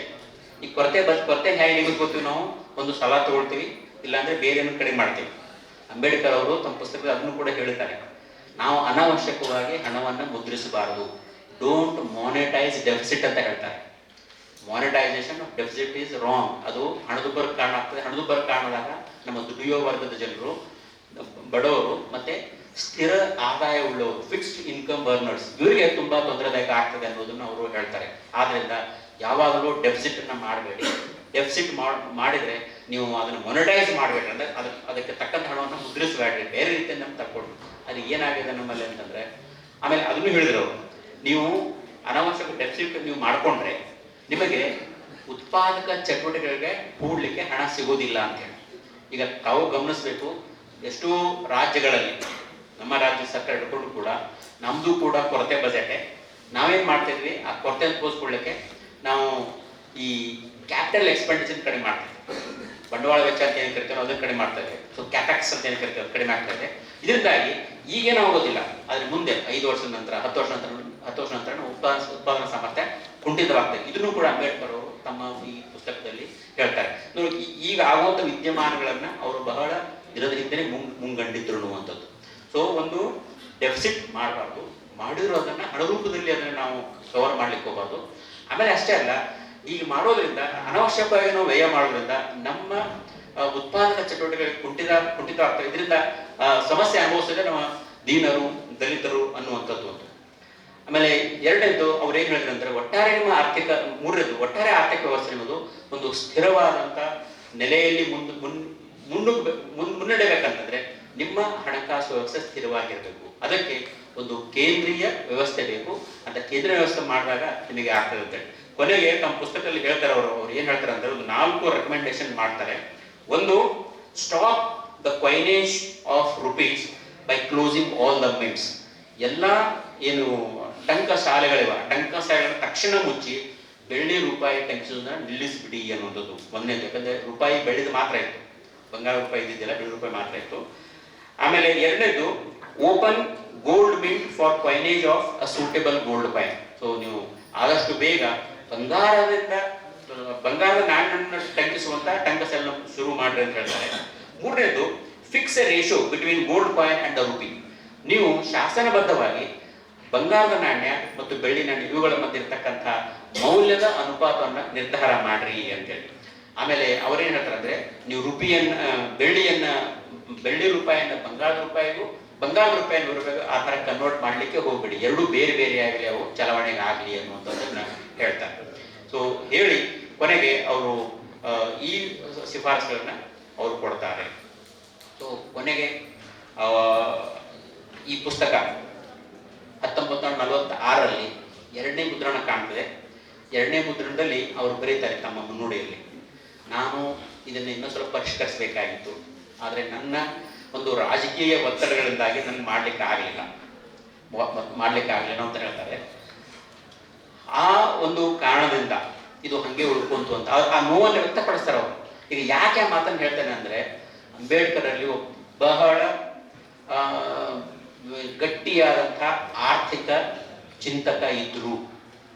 ಅವರು ಅಕಸ್ಮಾತ್ ರಾಜಕೀಯಕ್ಕೆ ಬರಲಿಲ್ಲ ಅಂದರೆ ಅರ್ಥಶಾಸ್ತ್ರಕ್ಕೆ ಒಂದು ದೊಡ್ಡ ದೊಡ್ಡ ಕೊಡುಗೆಗಳನ್ನು ಕೊಡಲಿಕ್ಕೆ ಅವ್ರ ಕೈಲಿ ಸಾಧ್ಯ ಇತ್ತು. ಆದರೆ ಅವರಿಗೆ ಬೇಕಾಗಿದ್ದು ತಮ್ಮ ಜನರ ಪಡಿಪಾಠವನ್ನು ಸುಧಾರಿಸೋದು. ಆ್ಯಕ್ಚುಲಿ ಅವರು DSc ರಿಸಲ್ಟ್ ಸಬ್ಮಿಟ್ ಮಾಡಿ ಬರೋಡ ಬರ್ತಾರೆ. ಏನು ಅವರು ಹಣ ಸಹ ಇತ್ತು, ಅದರ ಒಂದು ಒಪ್ಪಂದದ ಪ್ರಕಾರ ಅಲ್ಲಿ ನೌಕರಿ ಸೇರ್ಕೊಳ್ತಾರೆ. ಅದು ಹೆಂಗೆ ಡಿಫೆನ್ಸ್ ಅಡ್ವೈಸರ್ ಅಂತ ಸೇರ್ಕೊಂಡಾಗ ದೊಡ್ಡ ಹುದ್ದೆ ಅದು. ಅಲ್ಲಿ ಅವರಿಗೆ ಕೆಳಗಿನ ಅಧಿಕಾರಿಗಳು ಯಾರು ಅವ್ರ ಸಂಗ್ ಬರೋದಿಲ್ಲ, ಫೈಲ್ಗಳನ್ನ ಹಿಂಗೆ ಎಸಿದಿದ್ರಂತ ಅವ್ರಿಗೆ. ಆಮೇಲೆ ಅಲ್ಲಿ ಮನೆ ಸಿಗೋದಿಲ್ಲ ಅವರಿಗೆ. ಒಂದು ಯಾವುದೋ ಪಾರ್ಸಿ ಒಂದು ಲಾಜಲ್ಲಿ ಸುಳ್ಳು ಹೇಳಿ ಜಾಯ್ನ್ ಆಗ್ತಾರೆ, ಅಲ್ಲಿ ಸೇರ್ಕೋತಾರೆ. ಅಲ್ಲಿ ಅವರಿಗೆ ಏನು ಮ್ಯಾನ್ ಹ್ಯಾಂಡಲ್ ಮಾಡ್ತಾರೆ, ದೈಹಿಕವಾಗಿ ಅವರಿಗೆ ತೊಂದರೆ ಕೊಡ್ತಾರೆ. ಸೊ ಅದನ್ನು ಗಮನಿಸಿ ಎಲ್ಲ ಸಾಮಾನು ತೆಗೆದುಕೊಂಡು ಹೋಗಿ ಒಂದು ಪಾರ್ಕಲ್ಲಿ ಕೂತು ಬಹಳ ದುಃಖ ಪಡ್ತಾರೆ. ನನಗೆ ಇಷ್ಟೆಲ್ಲ ಓದಿದ್ದೀನಿ, ಕೊಲಂಬಿಯಾ ಯೂನಿವರ್ಸಿಟಿಯಲ್ಲಿ MSc, ಲಂಡನ್ ಸ್ಕೂಲ್ ಆಫ್ ಎಕನಾಮಿಕ್ಸಲ್ಲಿ DSc, ಬ್ಯಾರಿಸ್ಟರ್ ಆಟ್ ಲಾ. ನೋಡಿ, ಅವರು ಬ್ಯಾರಿಸ್ಟರ್ ಆಟ್ ಲಾ ಮತ್ತು DSc ಎರಡೂ ಕೂಡ ಮಾಡ್ತಾರೆ. ಅಷ್ಟು ಇತ್ತು ಹಸಿವು, ಓದೋ ಹಸಿವು. ಸೊ ಇಷ್ಟೆಲ್ಲ ನನಗಿದ್ರೂ ಕೂಡ ಈ ಥರ ಮಾಡ್ತಾರೆ. ನಾನು ಇನ್ನು ಈ ಕಡೆನೇ ಬರಬೇಕು ಅಂತೇಳಿ ಅವರು ಅರ್ಥಶಾಸ್ತ್ರವನ್ನು ಬಿಟ್ಟು ಈ ಸಮಾಜ ಪೊಲಿಟಿಕ್ಸ್ಗೆ ಬರ್ತಾರೆ. ಪೊಲಿಟಿಕ್ಸ್ ಬಂದು ಸಂಘಟನೆ ಮಾಡಿ ಜನರನ್ನು ಸುಧಾರಣೆ ಮಾಡಲಿಕ್ಕೆ ಪ್ರಯತ್ನ ಮಾಡ್ತಾರೆ. ಅದರಲ್ಲಿ ನಾವು ಗಮನಿಸೋದು ಅಂತಂದರೆ, ಈಗೆಲ್ಲ ವೇದಿಕೆಯಲ್ಲಿ ಬಹಳಷ್ಟು ಜನ ಹೇಳಿದ್ರು, ಅಲ್ಲಿ ಕೇವಲ ಒಬ್ಬ ರಾಜಕೀಯ ತಜ್ಞ ಇದ್ದಿದ್ದಿಲ್ಲ, ಆರ್ಥಿಕ ತಜ್ಞ ಇದ್ರು, ಒಬ್ಬ ಬಹಳ ಕಳಕಳಿಯುಳ್ಳಂಥ ಸಾಮಾಜಿಕ ಚಿಂತಕ ಇದ್ರು. ಇದರಿಂದಾಗಿ ಅವರು ಜನರ ಕಷ್ಟ ಕೋಟುಗಳ ಅರ್ಥ ಮಾಡ್ಕೊಂಡು ಅವ್ರು ಹೇಗೆ ಪರಿಹಾರ ಮಾಡಬೇಕು ಅನ್ನುವಂಥ ಸಮಸ್ಯೆಗಳನ್ನು ಪರಿಹಾರಗಳನ್ನು ಕೊಡುವಂಥ ಒಂದು ಚಿಂತನೆ ಅವರಲ್ಲಿ ಇತ್ತು ಅನ್ನುವಂಥದ್ದನ್ನು ನಾವು ಮರೆಯಬಾರದು. ವಿದ್ಯಾರ್ಥಿಗಳೇ, ನಾನು ಕೂಡ ಡಾಕ್ಟರ್ ಕೆಳಗಿನ ಮನೆಯವ್ರದ್ದಿರ್ಬೋದು ಅಥವಾ ಡಾಕ್ಟರ್ ಕೊಪ್ಪರ್ ಅವರ ಒಂದು ವಿಚಾರಣೆ ಮುಂದೆ ಮತ್ತೆ ನಾನು ಪುನರಾವರ್ತನೆ ಮಾಡಲಿಕ್ಕೆ ಬಯಸ್ತೀನಿ. ಏನು ಅಂತಂದರೆ, ನಮಗೆ ಯಾರು ಏನು ಕರೆದು ಕೊಡೋದಿಲ್ಲ, ನಾವು ತಯಾರಿ ಮಾಡ್ಕೋಬೇಕು. ತಯಾರಿ ಹೇಗೆ ಮಾಡ್ಕೋಬೇಕು, ನಾವು ಓದಬೇಕು. ಅಂಬೇಡ್ಕರ್ ಅವರು ಓದಿನಲ್ಲಿ ಹೇಗಿತ್ತು, ಎಷ್ಟಿತ್ತು ಅದನ್ನು ಗಮನಿಸ್ಕೊಂಡು ಅಲ್ಲ ಸ್ವಲ್ಪನಾದರೂ ನಾವು ಮಾಡಿಕೊಂಡ್ರೆ ತುಂಬ ಅನುಕೂಲವಾಗ್ತದೆ ಅನ್ನೋಂಥದ್ದು. ನಮಗೆ ಅಂಬೇಡ್ಕರ್ ಅವರು ಆದರ್ಶ ಇರ್ತದೆ, ಅಂಬೇಡ್ಕರ್ ಅವರು ನಮ್ಗೆ ಕೊಟ್ಟಂಥ ವ್ಯವಸ್ಥೆಗಳು ಆಲ್ರೆಡಿ ಇದೆ, ಆದರೆ ಅದನ್ನು ಬಳಸ್ಕೊಳ್ಳಿಕ್ಕೆ ನಾವು ತಯಾರಾಗಬೇಕಲ್ಲ. ಆದ್ದರಿಂದ ದಯವಿಟ್ಟು ಎಲ್ಲ ನೀವು ಯಾವುದೇ ಕ್ಷೇತ್ರದಲ್ಲಿರಲಿ ನಿಮ್ಮ ಪ್ರಯತ್ನವನ್ನು ನೀವು ಸಂಪೂರ್ಣವಾಗಿ ಮಾಡಿರಿ ಅನ್ನುವಂಥದ್ದನ್ನು ನಾನು ಹೇಳಿಕ್ಕೆ ಇಷ್ಟಪಡ್ತೀನಿ. ಇದೊಂದು ತುಂಬ ವಿಶಿಷ್ಟವಾದಂಥ ಕಾರ್ಯಕ್ರಮ. ಇದು ನಾನು ಹೇಳ್ದಂಗೆ ಈ ಪುಸ್ತಕ ಭಾಳ ಟೆಕ್ನಿಕಲ್ ಆದಂಥ ಪುಸ್ತಕ. ಅದನ್ನು ಕೆಲವೊಂದಷ್ಟು ಮಾತುಗಳಲ್ಲಿ ಅದನ್ನು ಸಂಪೂರ್ಣವಾಗಿ ಸಾರವನ್ನು ಹಿಡಿಯೋದಕ್ಕೆ ಪ್ರಯತ್ನ ಸಾಧ್ಯ ಆಗೋದಿಲ್ಲ. ಆದರೆ ನಾನು ಸ್ವಲ್ಪ ಆದಷ್ಟು ಸರಳೀಕರಿಸಿ ಹೇಳಲಿಕ್ಕೆ ಪ್ರಯತ್ನ ಮಾಡಿದ್ದೀನಿ.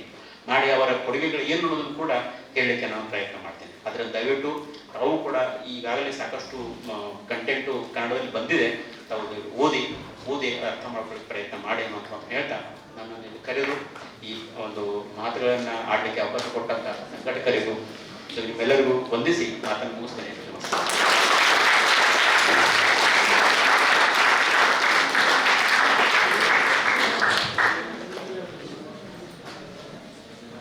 ರೂಪಾಯಿಗಳ ಸಮಸ್ಯೆ, ಇದರ ಮೂಲ ಮತ್ತು ಪರಿಹಾರದ ಬಗ್ಗೆ ವಿಚಾರ ಮಂಡನೆ ಮಾಡಿರ್ತಕ್ಕಂಥ ಪ್ರೊಫೆಸರ್ ST ಬಾಗಲಕೋಟೆ ಗುರುಗಳಿಗೆ ಧನ್ಯವಾದಗಳು. ಈ ವಿಚಾರಗೋಷ್ಠಿ ವಂದನಾರ್ಪಣೆ ಸಮಾಜ ಕಾರ್ಯ ಉಪನ್ಯಾಸಕರಾಗಿದ್ದಕ್ಕೆ ಸುನೀಲ್. ಎಲ್ಲರೂ ನಮಸ್ಕಾರ.